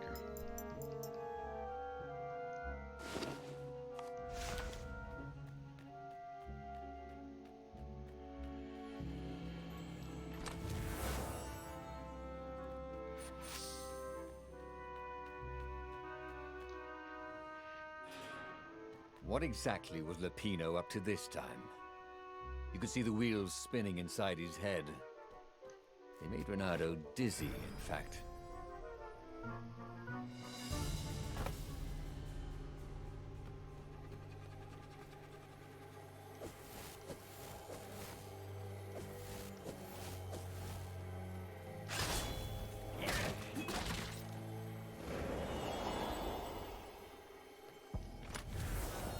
its chest had teaspoons stolen from every inn in Boreas.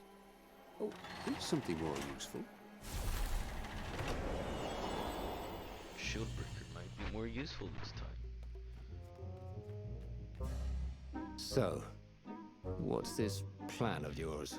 Use me as bait, said Lapino, and he outlined a slightly complicated plan that involved geese, a net, setting the Farfarer a little bit on fire, A little bit. Lapino dressing as an old blind toad, and Renardo hiding inside a monstrous watermelon. What could possibly go wrong? Thought Renardo. Everything. Oh, go ahead. I'm sure you know better, said Lapino. People had laughed at the government workbench placement program, but you could see the benefits everywhere.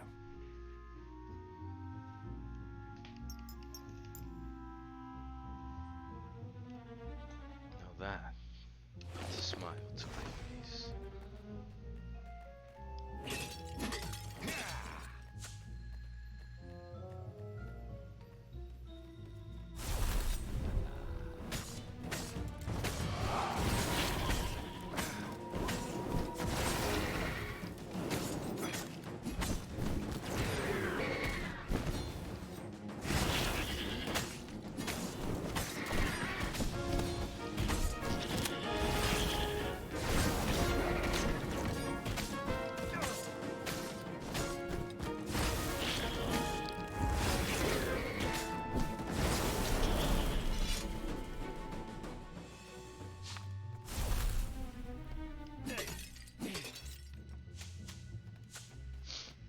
Bunch of useful gems.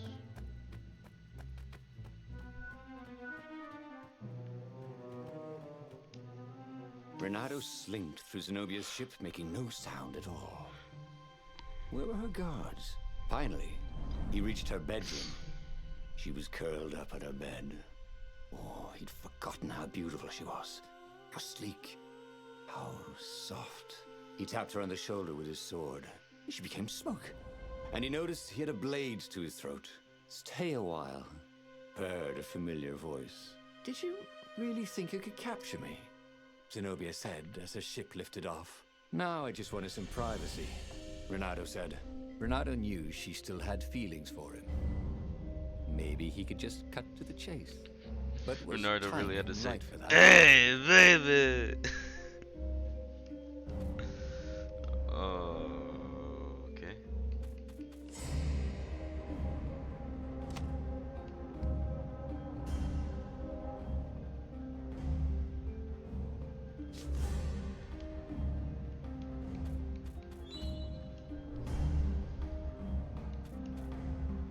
Did you ever wonder why the Emperor adopted you? And he told her why. His Imperial Majesty wanted to bring the lost gods back. They could make him immortal. But to seal the bargain, he needed a sacrifice. Someone I smell who truly popcorn. loved him. You're lying. She was furious. You can't prove that. I can. And so, they set sail for the Nexus.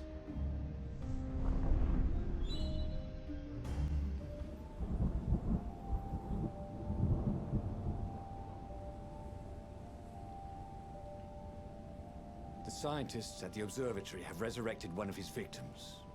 Well, he's not exactly alive, but it can talk, and it can't lie. You took a big risk. You know, I could just cast a spell to make you tell me where the rebel base is. And you wouldn't consider that cheating? She frowned. Ugh, fine. Let's go get your witness. The rebellion had started after atrocities that the Empire hushed up. Renato had rescued a priest whose order had been massacred for one book. He had slept in a burnt village. Dead kittens and puppies had come to tell him what the Emperor had done to them.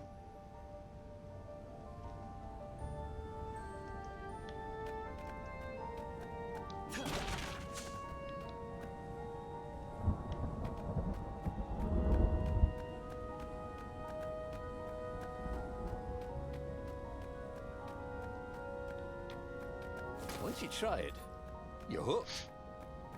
No.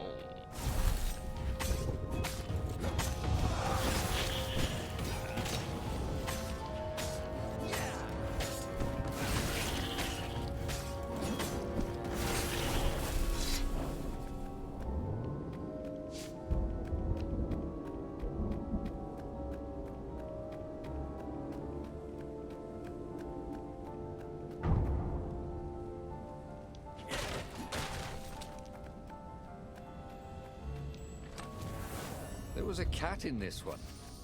And something useful.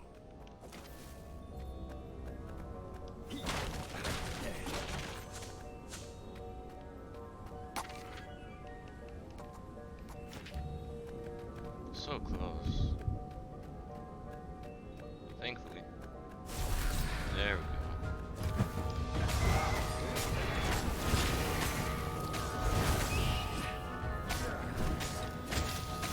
Like that.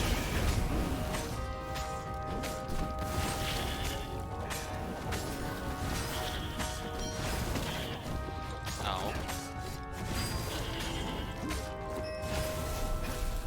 Renata felt ready to take on new powers.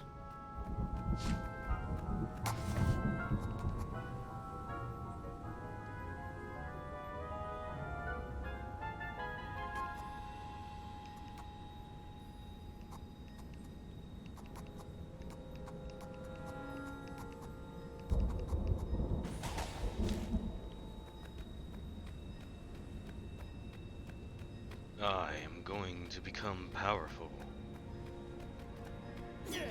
Renata had been the terror of the sandcastles when he was 2.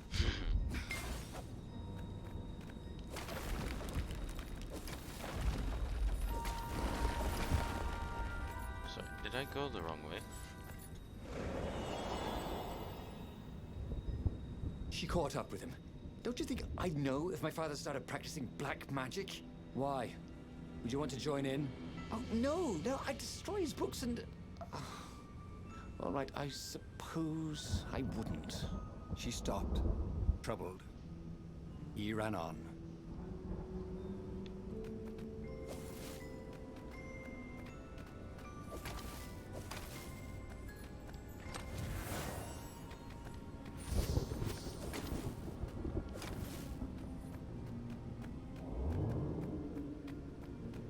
Yes.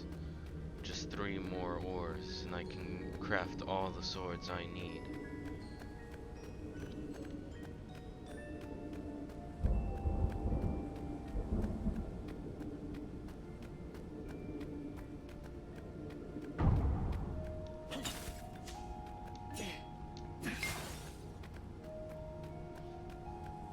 I feel like this would be Renato a had been searching for a way to save the rebellion. Lapina wanted to capture and interrogate Zenobia. But if he could show her proof of her father's madness, maybe she would join the rebellion. Good thing Renato didn't have vertigo.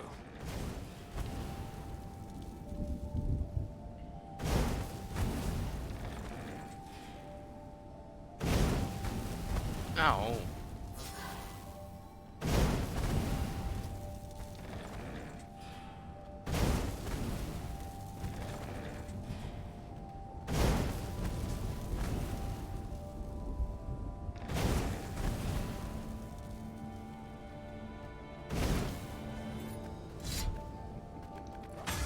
Boy, some people are just liable to explode if you upset them.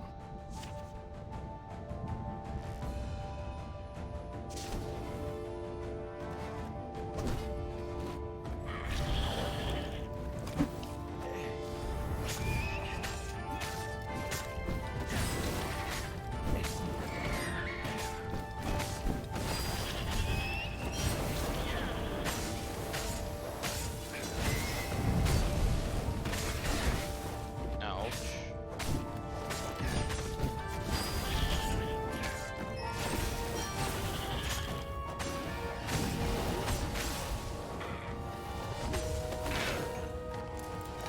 No one could beat Renato at hot potato.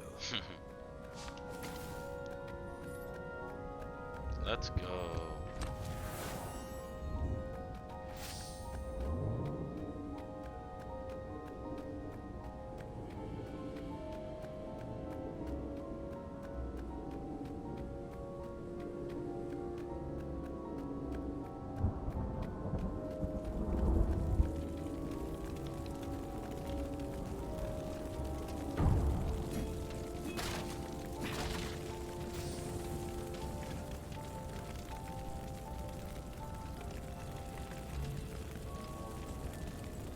seems to be the observatory other was truth. a burning hulk. Dead scientists and black feathers everywhere. The Ravens had taken care to burn the reanimated witness to cinders. Zenobia stared around, shocked. The scientists had been neutral. They had no part in the rebellion. "Take me to your council," she said, shaken. "I have things to tell them." It was what Renato had gambled on. The Zenobia would turn against her father once she knew his madness. But the rebel base was secret. Could he really risk taking the Emperor's daughter there, even if she did love him?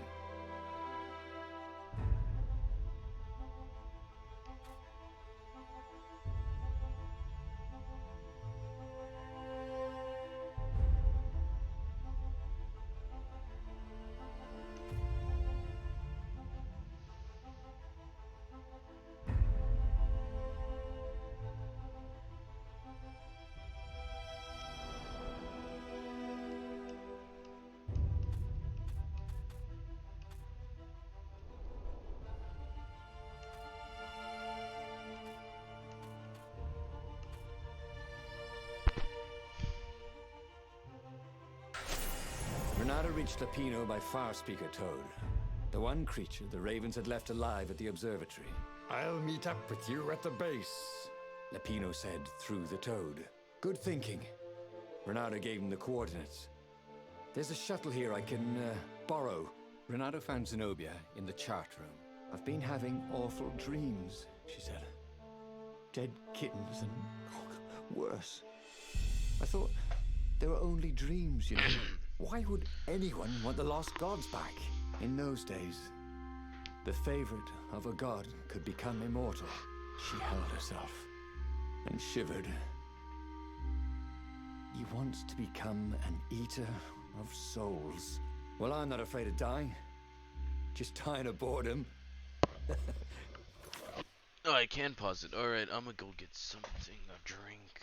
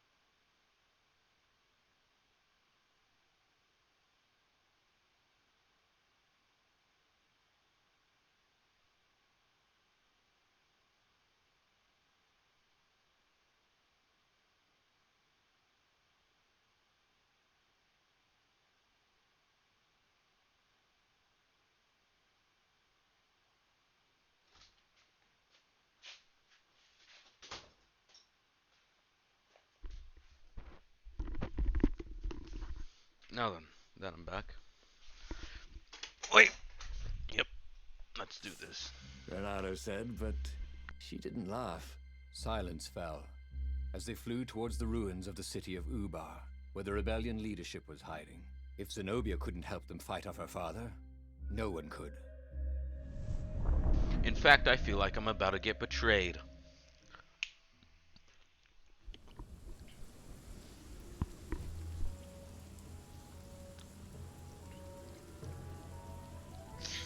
As they touched the ground, he could smell the ravens and hear their hungry caws in the distance. "They're probably looking for me," she said. "You go on ahead." She had that fiery look in her eyes that he'd always loved. It was a bit odd, though. How easy she'd been to convince. It was what he'd gambled on, but he'd expected more of an argument. She'd always loved to argue. She considered it the fastest way to the truth. Maybe she'd long suspected the truth. Sometimes all it took was taking the bandages from your eyes. That must be it, he told himself. Think of all the artisans he was creating employment for. Truly, he was a job creator.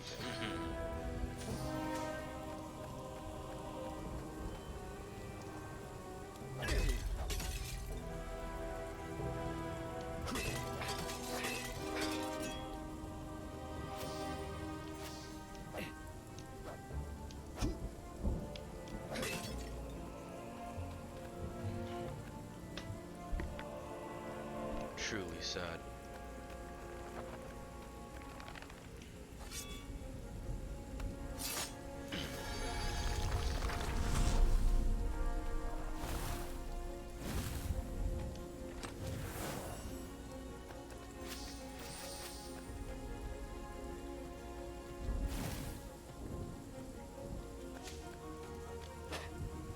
That is home.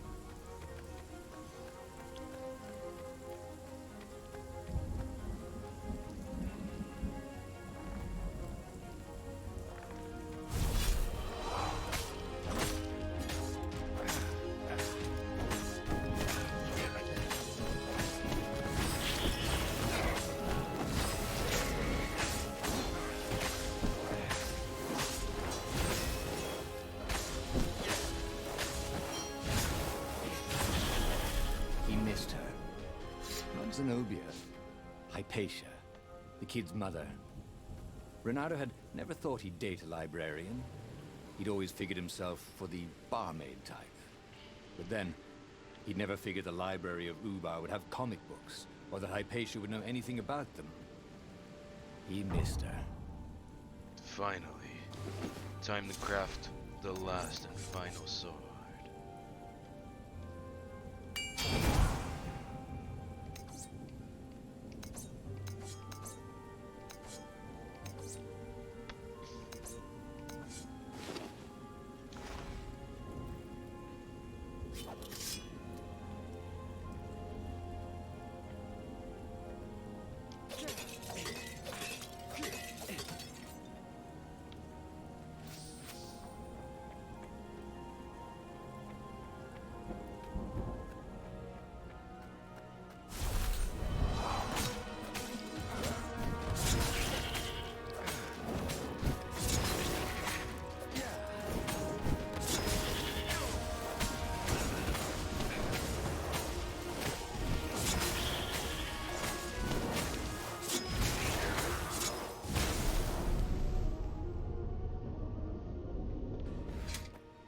If Zenobia had really turned, the war could soon be over.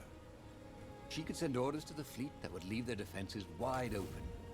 The rebels could sail right in and capture the Emperor. Victory, with not too many casualties.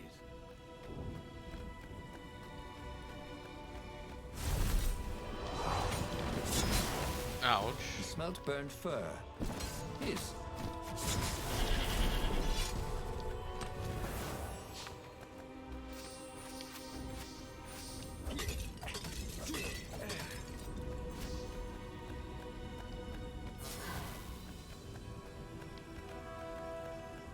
Don't look down, he thought. You cannot tell me I'm holding the wrong sword.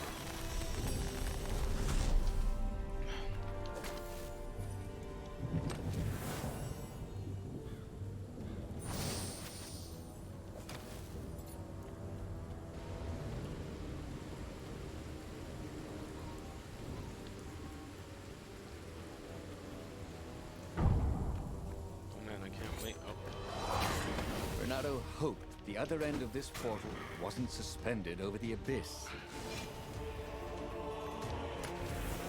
Alright, alright. Attack speed. Don't mind if I do.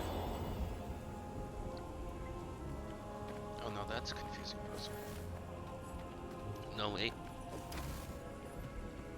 Confusion over. Yes.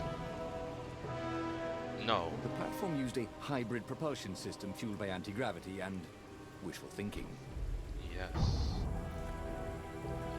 back off.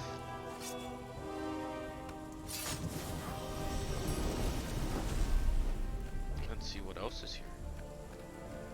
Teleporter.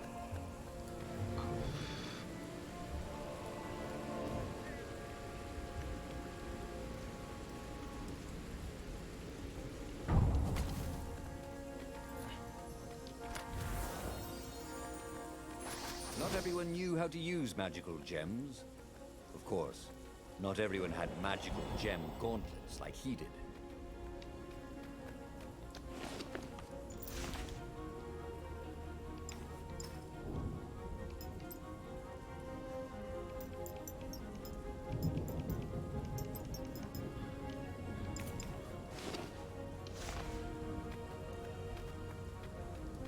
Where do I go again?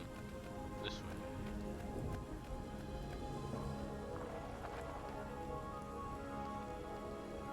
They caught their breath under a ruined arch. It's beautiful, she said. This was the library of Ubar, he said. Your father's ravens thought they had an ancient book. She nodded. Book. Was she crying? This was exactly what I wanted, Renata thought. To turn her to our cause. So, why do I feel something is terribly wrong? Because nothing ever goes this smoothly. is Huh? why. I'll teleport it. Oh, okay. Bye. Oh, what's that item? That's a scroll. Don't mind if I do. Kill the fox! Caught the ravens. Nobody said they were originally.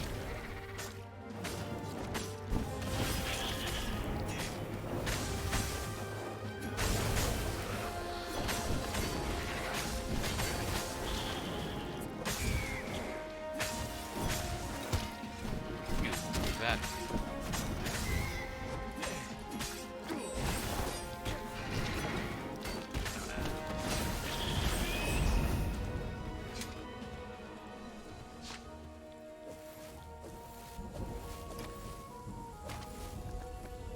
Read. Punish, terrorize, humiliate, scrolling as well.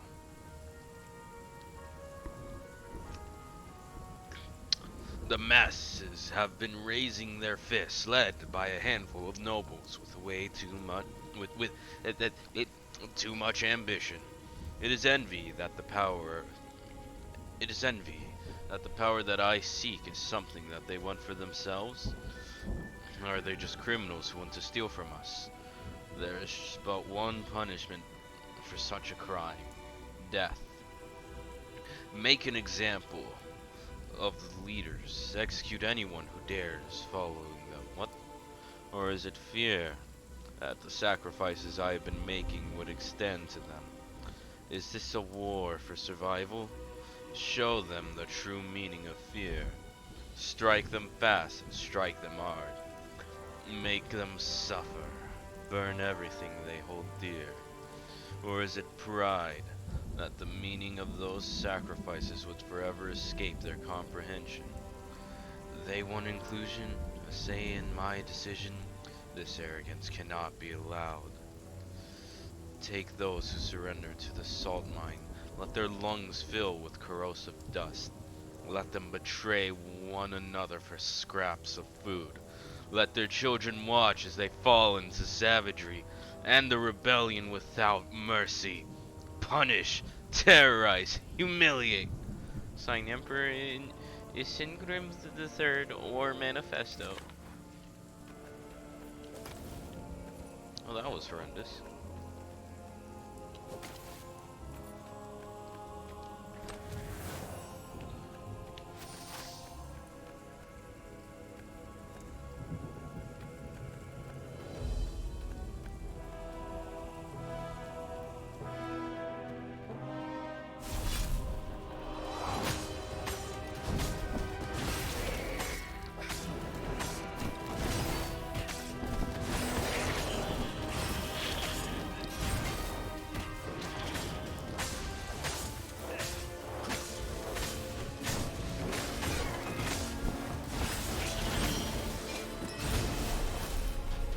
Renato had learned so much about... Ooh, what was it again?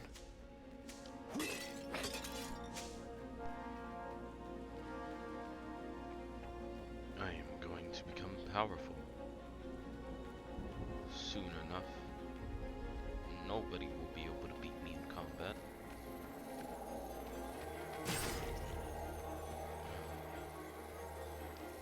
Very much humiliating some of this part. The long stairs. So he was close to the rebel base. Nothing was on fire. So far, so good.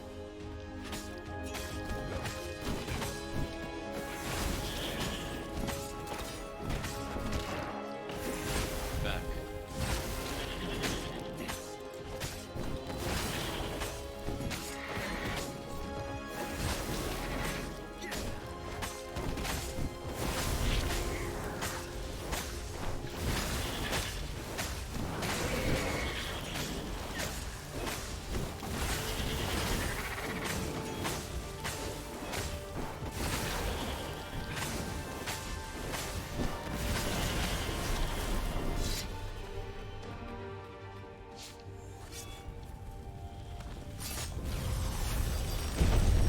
There was a pleasant breeze coming through that door. Had it been closed before?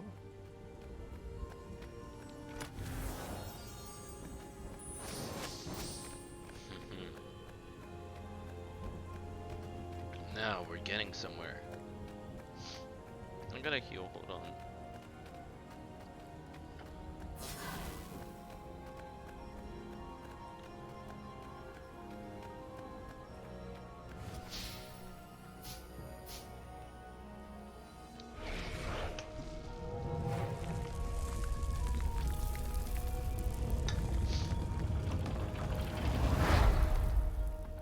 The council toads swarmed around Zenobia, shocked she was there, shocked she had changed sides. Then the walls exploded. He heard toads croaking, "Oh, the ravens!" Blackbirds were pouring through holes everywhere. "It's a trap!" cried the council speaker. In the confusion, he saw flashes of magic. Then Zenobia being hustled off by Imperial troops. So, she had betrayed him after all. Renato ran for his ship. The Farfarer flew into the clouds, barely losing the Imperial ravens pursuing him. The rebellion was lost, and he had lost it. There was nothing to do but find Zenobia and make her pay for her treachery. His heart ached. He still loved her. But he had trusted her, and he had been a fool. She would be back at the fleet, gloating with her mad, bloodthirsty father. For all Renato knew, she was helping him bring back the old lost gods back from their exile.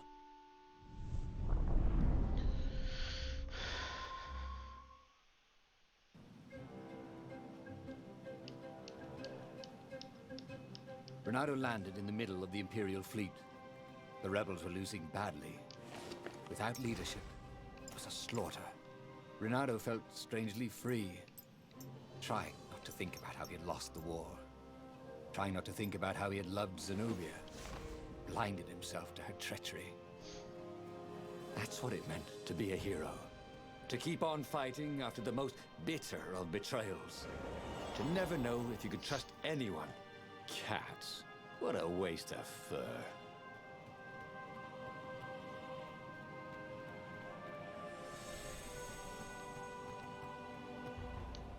The mysterious sword from the east made you so fast you could catch a fly with your chopsticks. If that's what you really want.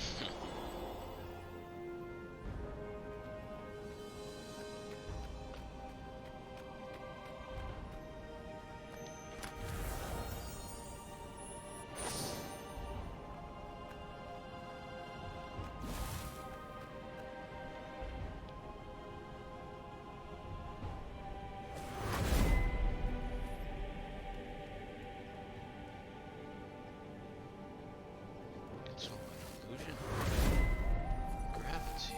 He wished there were more Harness. pylons he could use the hook on. They really needed to construct additional pylons. What had happened to Lupino? Had the mad rabbit fled to safety? Or was he forlornly carrying on like the few rebels Renato could see here or there? Ugh, it didn't matter anymore. All there was slash and spin, parry and lunge, over and over as he fought his way across the fleet. All there was finding the girl he'd once loved, who had used his love against him and putting as big a hole in her heart as she'd left in his.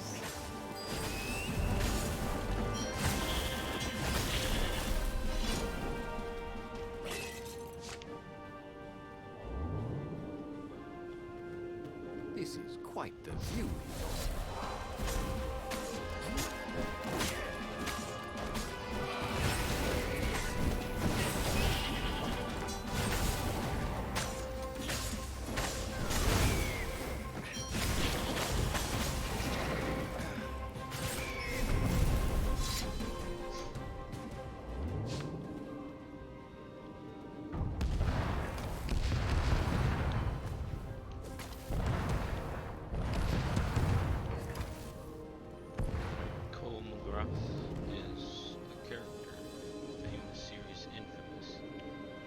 First learned about the infamous series when I saw Jacksepticeye playing Second Son. What I had failed to realize was it was on the PS4.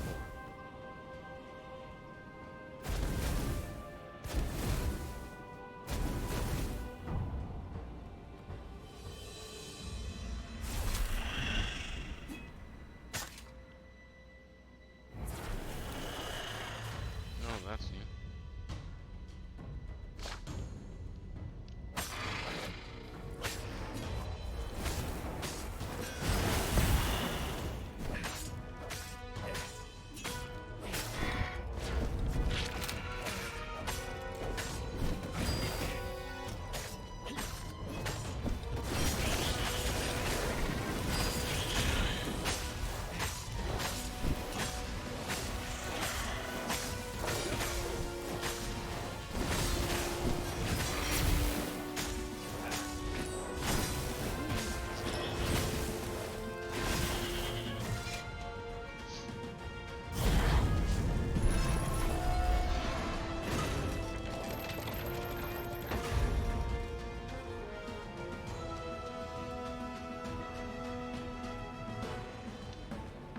Suddenly, Zenobia was there, advancing a Lapino.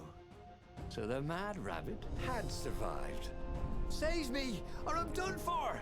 screamed Lapino. Zenobia turned, showing her teeth in a smile. "You're alive!" Renato ran towards the witch. "Lapino's the one who betrayed you!" she shouted. "He warned my father!" Renato sank his sword into the witch before she could fool him again. She stared at him, heartbroken. No! "No! Lapino's the traitor!"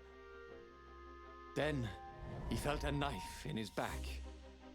"I'm afraid she's right," said the Mad Rabbit. "Ain't I a stinker?" Then the sun went out. Renato stared at the book. He was still alive. Again. And still only flying away from burning Ubar. Had he lived that adventure?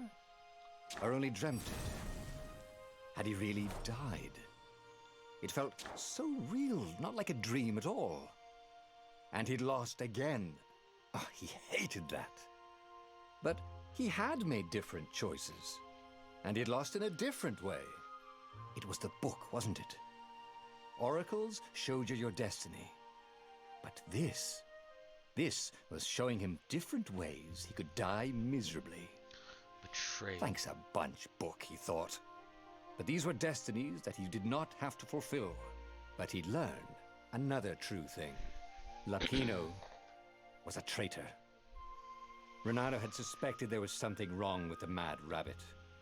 But now he knew there was malice behind his goofiness.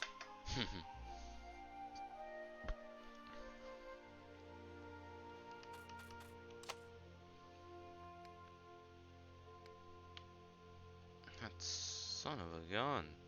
He killed me. But that meant there must be a destiny where he survived and won, right? Otherwise, what was the point? And with that, the book's pages fluttered back once more to the beginning, and the clouds parted over the Isles of Boreas.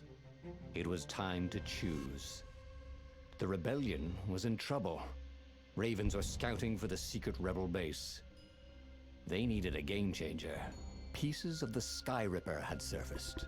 Or so a scholar in the mountains had told him.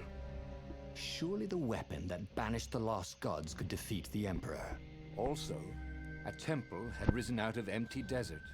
The Emperor had brought the Sky Ripper pieces up out of ancient burial by his obscene rituals. Could this be where the Iblis stone was hidden? Someone better get it before he does, thought Renato. And also, his old friend Lapino needed rescuing. Of course, Renato had a pretty strong suspicion that Lapino had betrayed the rebellion. But could Renato really leave an old friend to the Ravens? Yes. Yes, I could. Every child knew about the Sky Ripper. The Transcendent Emperor had buried its pieces. What could have brought them to light? This Emperor, Isengrim III, had once been kind, but he'd gone mad. And now he was conducting secret, obscene rituals to bring back the lost gods. Had he, somehow, summoned the long-lost components of the legendary weapon out of the deep places of the earth? It was more than Renato could fathom. But if he could find a legendary weapon, he would use it. You will try. I'm not gonna try. As he set foot on the island, Renato couldn't help feeling a bit curious. Was Lapino still waiting to be rescued? No. He was probably drinking champagne with the ravens. Did ravens drink champagne? Did rabbits? Renato felt oddly thirsty, come to think of it. Why had he chosen the Sky Ripper? Renato never made plans that required constant vigilance. He was a hero. He didn't think too much. He just went with his gut and hoped it all worked out. The Sky Ripper was a long shot. He'd have to devote himself to it. No side journeys, no rescuing old friends. That was against his nature. Could he stick with it? Maybe not me. Wait.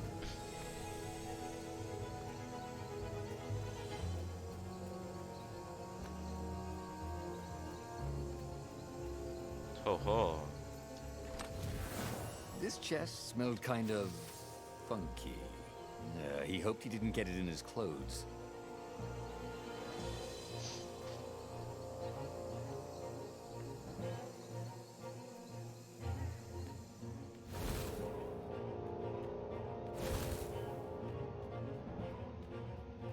There we are, there we are. Swords, if you will.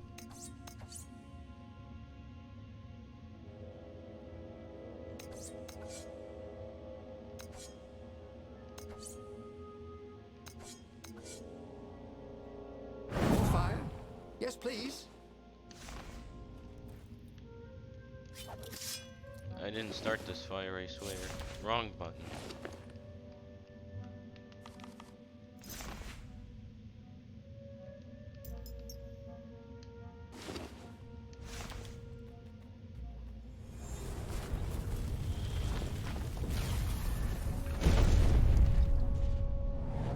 No, fuck off.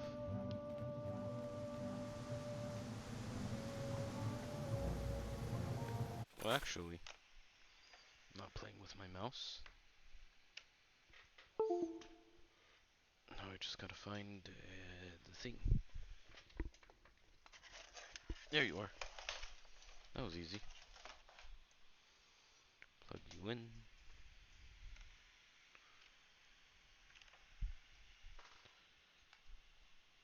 Oh, what? What are you stuck on?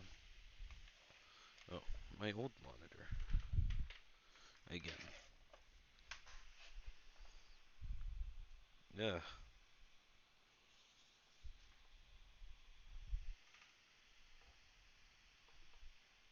Either way.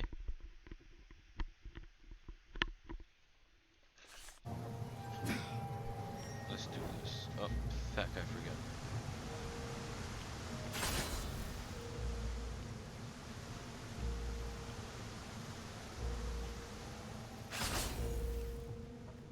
Hey, how do you tell if someone's far away or just really small?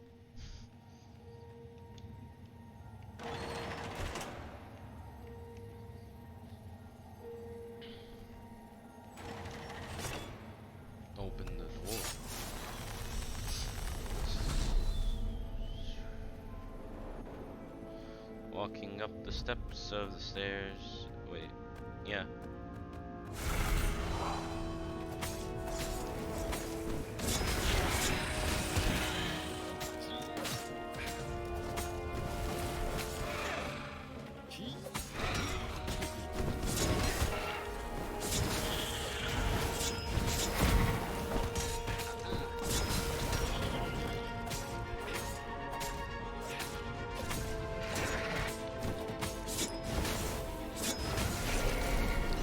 Done.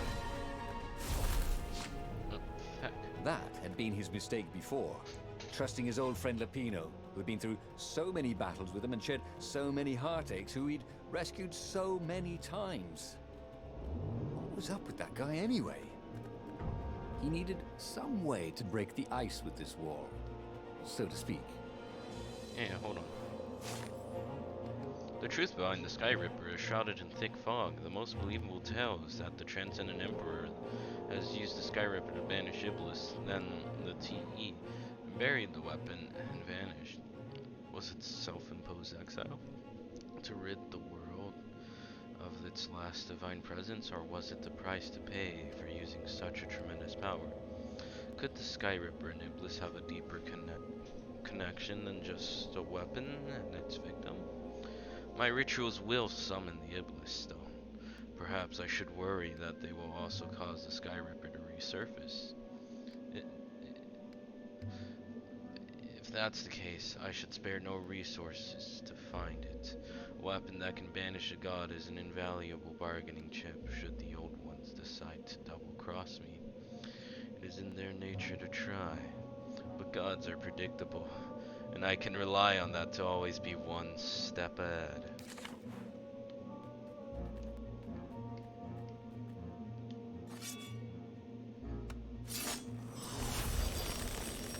Maybe I should follow my nose, thought Renato. To the fruity taste that sugar.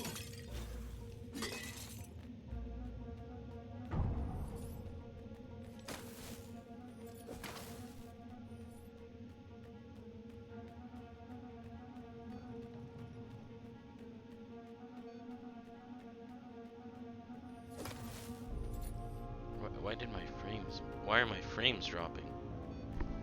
You fucking laptop.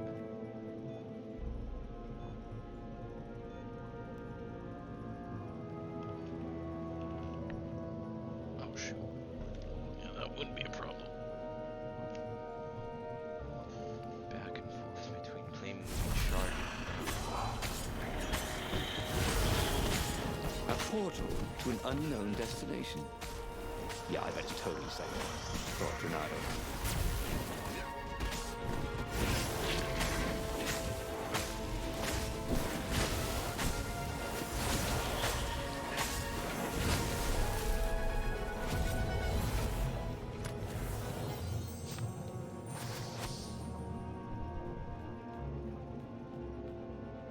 Let's go. Oh.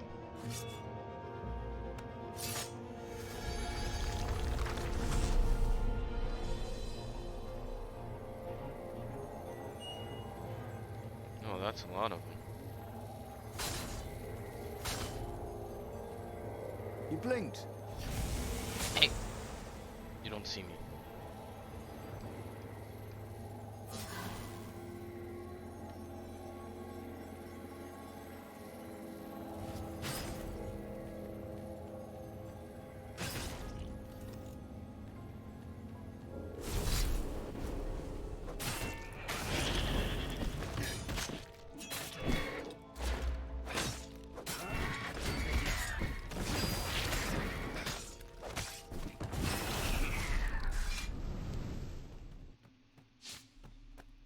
Ah, a puzzle.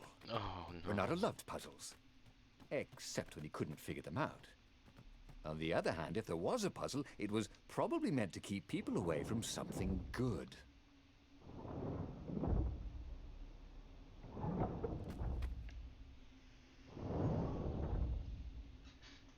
Oh. Solved. See? That wasn't so hard. Yes, it was. I couldn't do the puzzle. Oh, a chest. Never mind.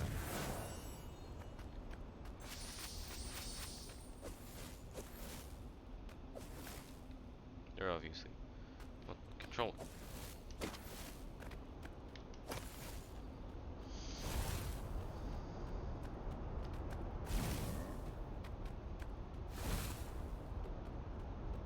And this is why heroes are called dashing, Renato thought. See? Dashing? Get it?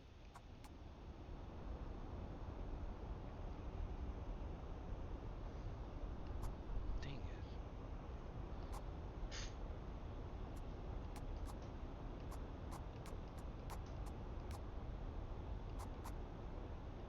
Well, I have 2 skill points.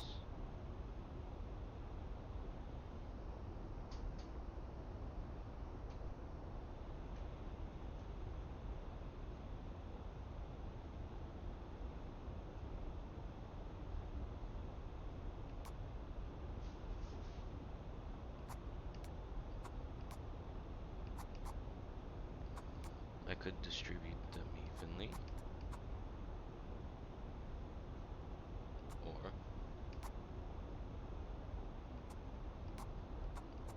I could not do that.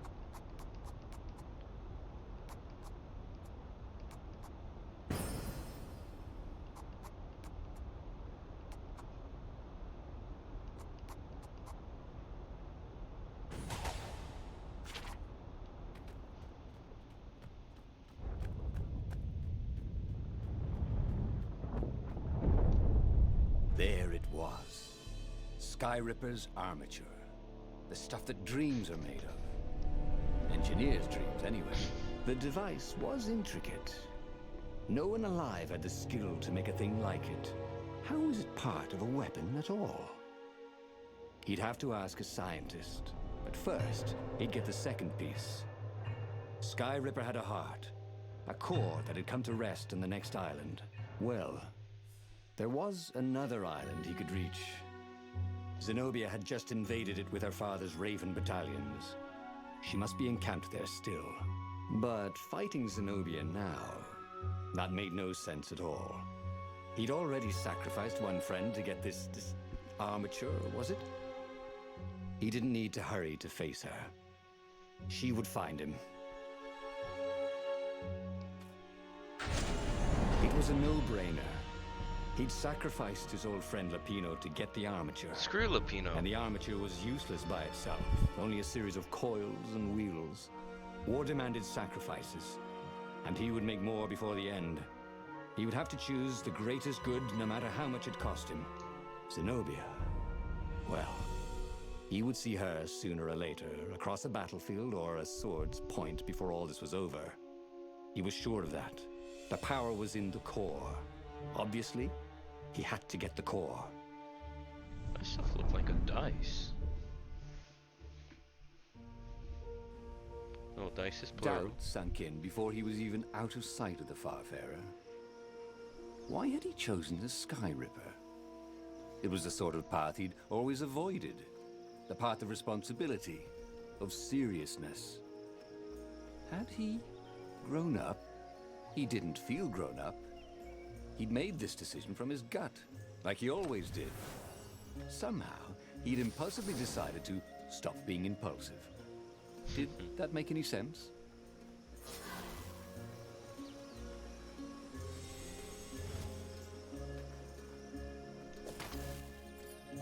Ah, Zenobia.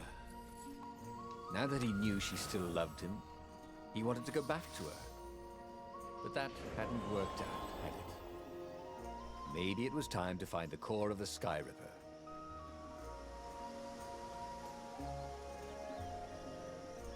Oh. Let's go through the bush, over the bridge, and into the well. Well, well.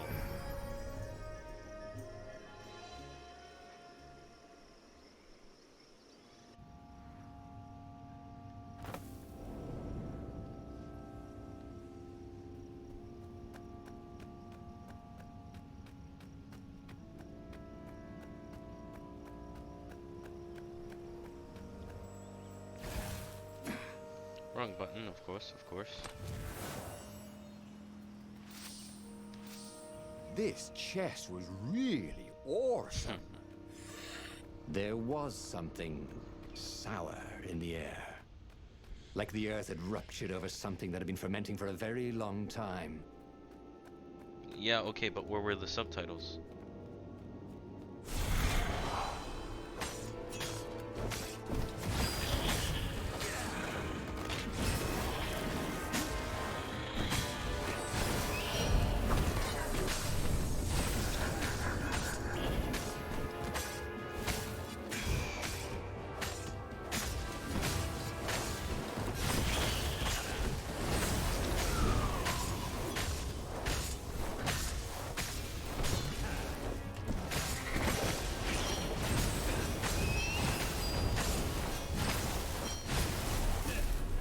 These are the battles I live for. There were fewer and fewer trees. There were only these huge crystalline growths. Had those been here before? He no longer heard birds except for the feverish cawing of the ravens when they attacked. He couldn't smell the small animals of the forest. The mice and rabbits. Where had they gone?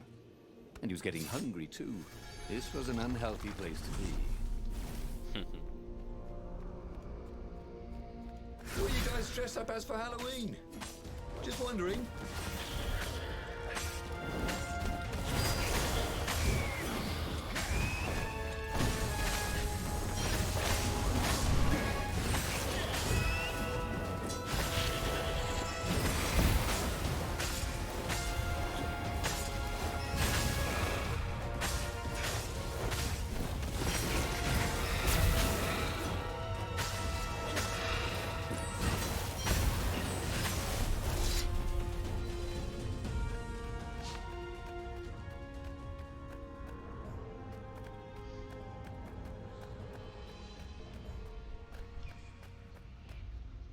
The It'll feel good 20-sided just to core play this made him game feel for the physically fights. sick. Once he had sneaked into a temple of the dark arts, and he hadn't liked what he smelt and saw there. This felt like that. As quick as he could, he wrangled the icosahedron into the armature. Huh? The wheels began to spin, then glow. The sick feeling quickly spun away. Now he only felt sad.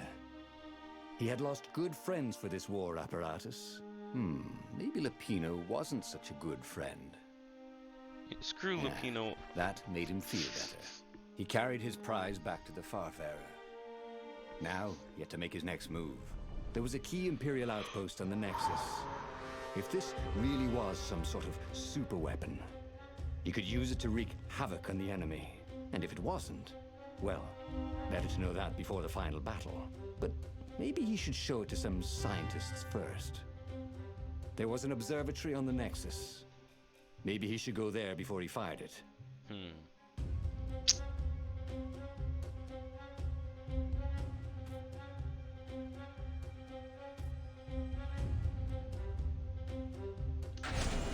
Well, of course. If you've just assembled a weapon out of legend that can exile gods from the world, you'd want to have a scientist or two look at it. And even if they disagreed and he had time, he could ask Calaveras himself. Yes, the observatory would be his objective. As long as it doesn't get yoinked from my hands, I shall be good.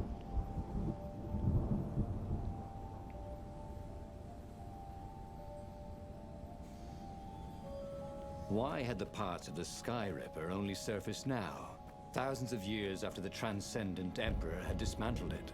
The mad Emperor Isengrim had performed terrible, bloodthirsty rituals to invoke the lost gods. Was that why these ancient artifacts were rising out of the ground? How perfect, then, that the Sky Ripper would reappear to be his destruction.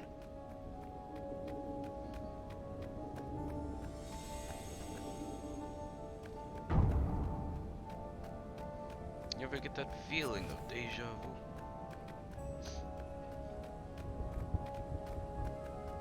Like you've done something before. He'd once met a pirate captain who used hooks to get around his ship. Oh, what was his name again?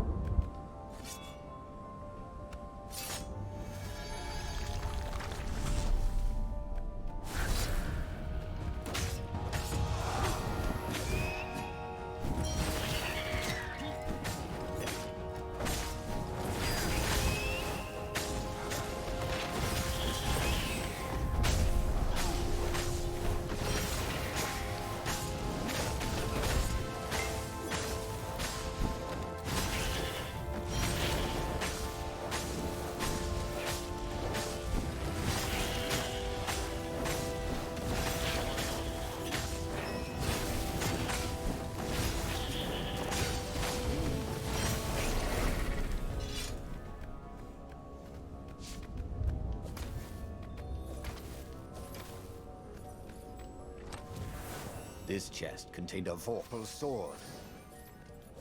I'm just kidding. Vorpal, a legendary weapon, was exactly what the rebellion needed. They were outnumbered. The once kind emperor had become a tyrant. But his ravens stayed loyal, for he fed them his victims, and the other animals were too frightened to rebel. Renato shuddered at what the emperor was trying to do. To bring back the lost gods, the Black Harvest, the Black Sun? No. He would stop that, Toad, no matter what the risk. Black cold sun, won't you come? Ooh, a workbench. Did he have any jewels he hadn't tried out? He had.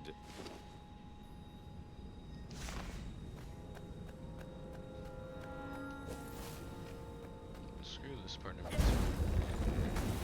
Ouch.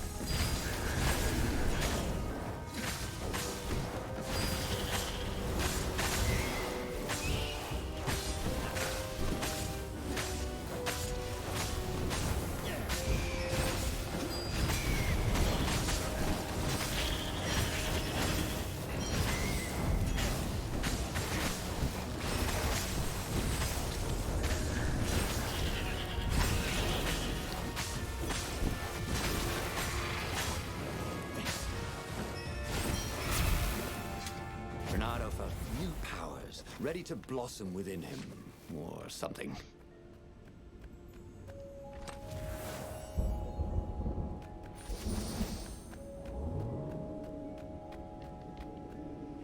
I just need 2 more skill points.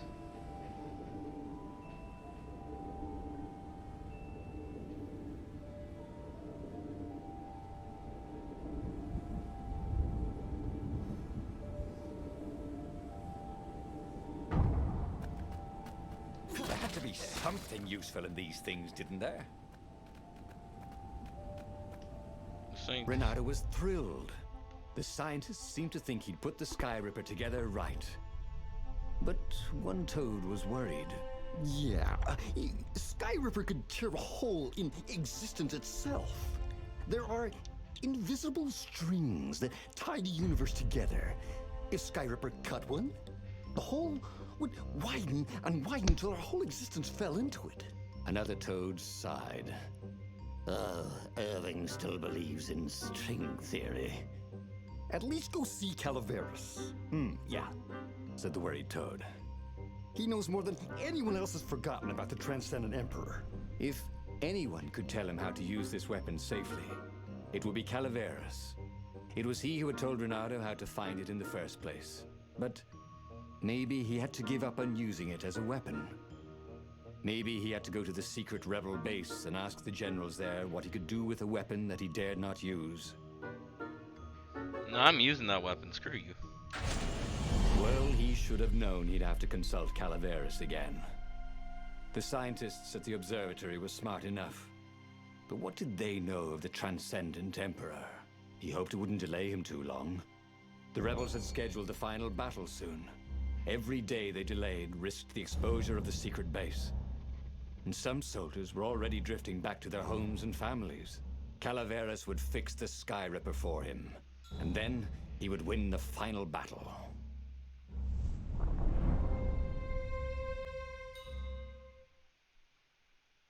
Maybe it was the cold.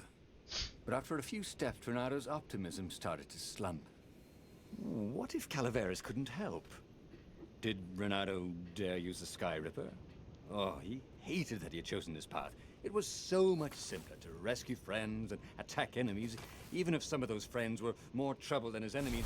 Some of those enemies had been friends before and might be lovers after. Okay, it wasn't all that much simpler. Physics made his brain hurt. That, at least, he was sure of.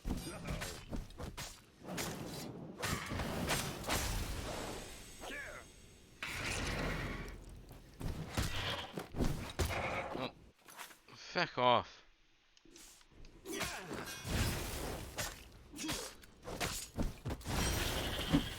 Oops.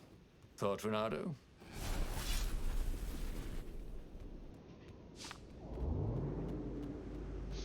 My controller disconnected mid-battle.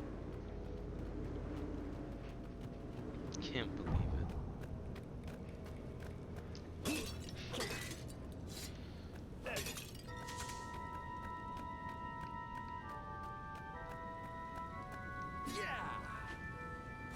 That way may be the way to progress. This way. You never knew where the road would take you, thought Renato.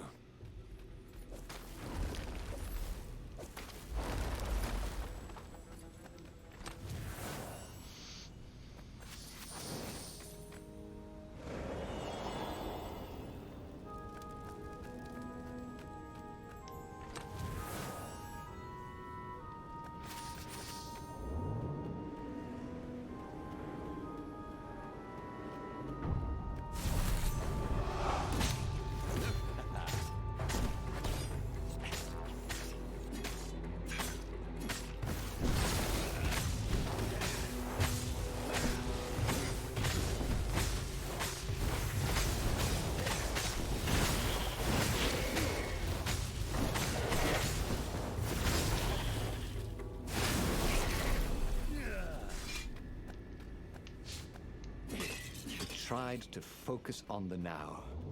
The ravens who seemed everywhere all the time. Where did they hatch from? Were there giant raven hatcheries somewhere, or did they have families? Ooh, he didn't want to think about raven mummies raising their darling raven chicks. Yeah, Calvaris would help. He would make Renato feel better about using the Sky Ripper. And then Renato wouldn't have to worry about ravens ever again. Renato's paws were getting numb. Calaveras really didn't want company, did he?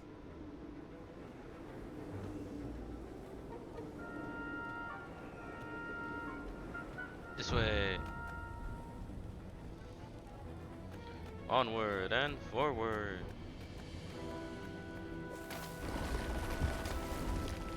Nope. Well, maybe I could. Yes. Wrong way. This way. And that What were way. these poles exactly? Parking meters from the time of the lost gods?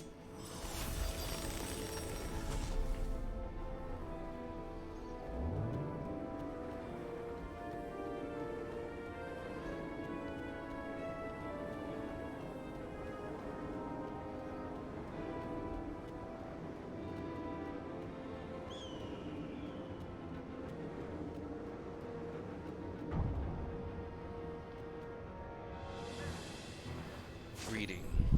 Here's an old dude. Feck off.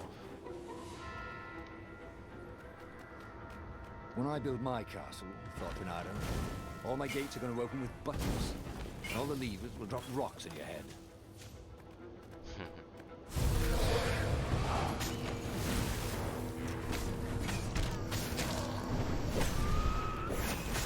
Wrong button. Wrong button. No, no, no, no, no, no, no, no, no. Not like this.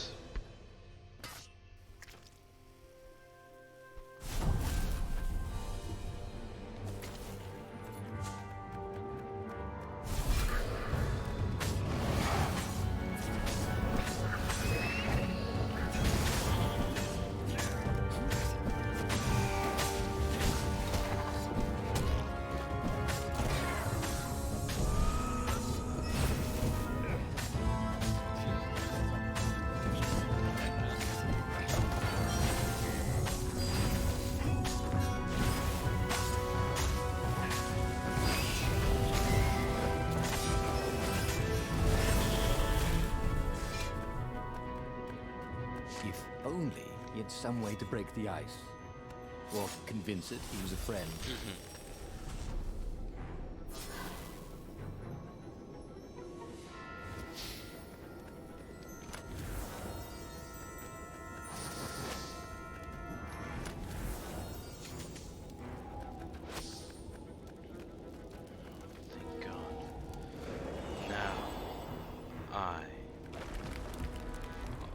that's...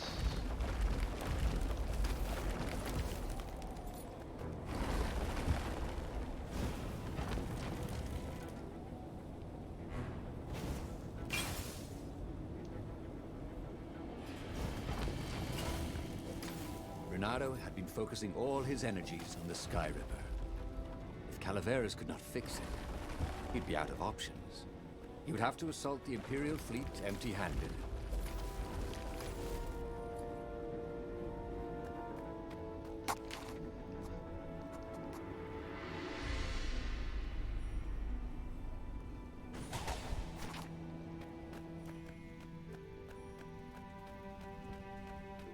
Two more skill points. Calaveras had never let him down.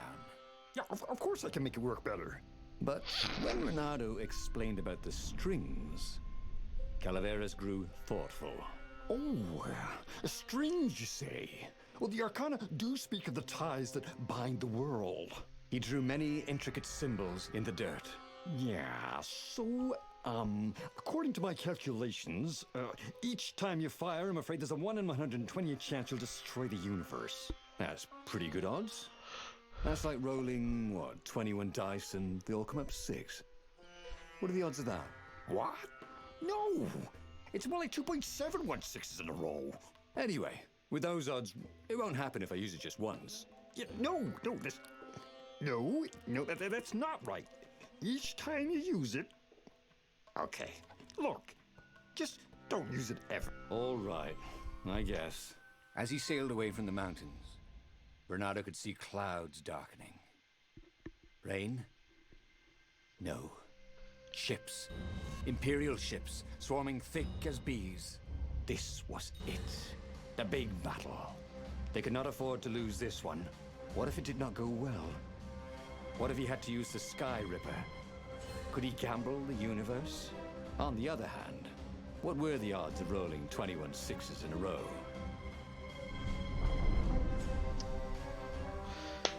Well then.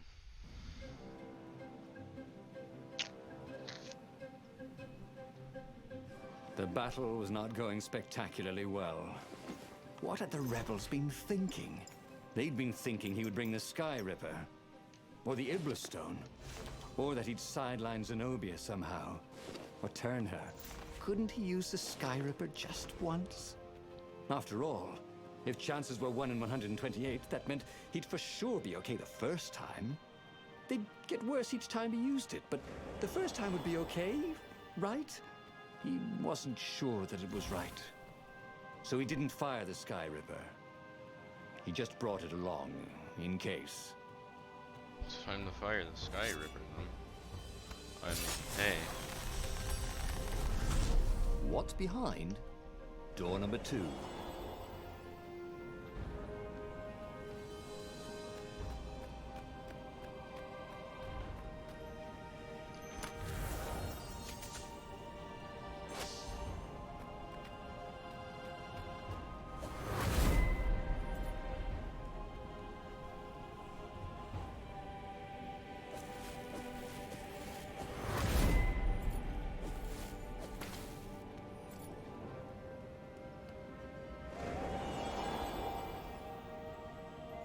Someone had told him the odds didn't change just because you'd had a streak of good luck. His gut told him that was wrong, though. And he always listened to his gut.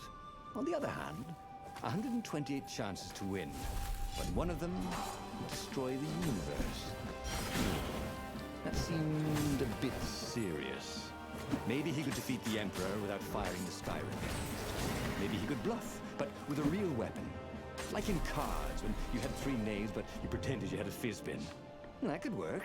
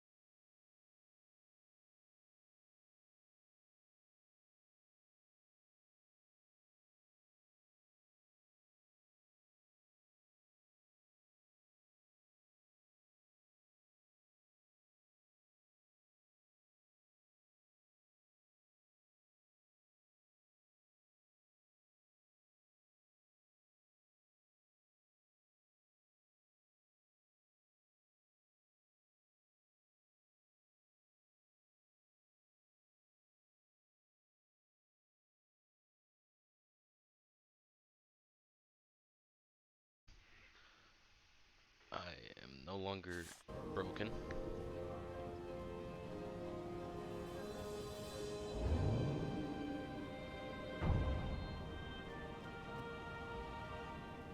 This is a different path.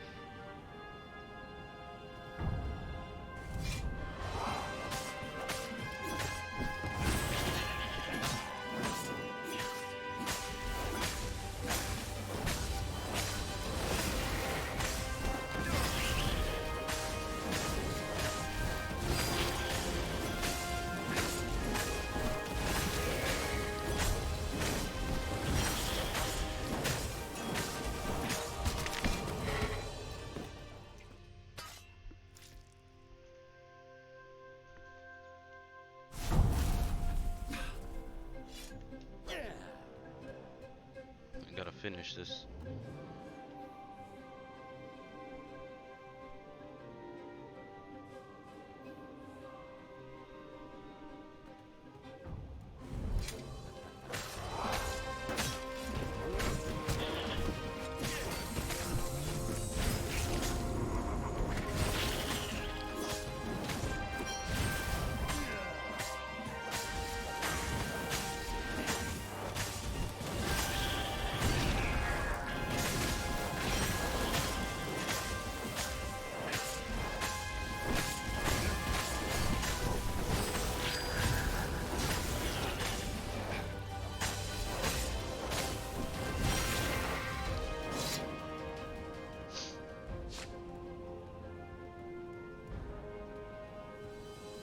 Oh, He set up the Sky Ripper and let it warm up. He would bluff if he had to. Zenobia came out, flanked by a very daunting platoon of ravens. You won't actually use that, she said in that annoying, I know everything because I'm a cat and you know nothing because you're just a fox voice she had. Or I know the odds. Good, because there's a real chance you could destroy the universe. No, not the first time I use it. The odds are too low. What? No? Yeah, sure. The first time, the odds are practically nothing. They only go up if I use it a bunch more times. No, but that's not how odds work. Didn't you pay attention in class? Now surrender, or I'll use it. Just once, he said. Don't. He felt sure the odds were with him. He had to go with his gut. That's what heroes do. Fire, he said. please. Please? The Sky Ripper fired. With a tremendous whoosh, the Emperor's flagship went up in flames. It was awesome. And then he noticed there was a hole in the air. A blackness, like a tear in a parchment. Wind was blowing into it, widening it. Well, that's It not grew funny. larger, and even larger. Crates fell upwards into it, and the world itself seemed bent, like the reflection on a curved mirror, as it poured into the ravenous hole. Ah, 1 in 128. What are the odds? Thought Fernando. And then everything fell into the hole and was gone. And Man, just like that, that was horrible. he was alive Kinda again. died. And back on the Farfarer, still fleeing burning Ubar. The book was still open before him. So, the book was a portal. It took you to the future, when your destinies would branch. He had failed and died 3 times, but he'd learned another true More, thing. actually. The core was powerful, but dangerous if used improperly.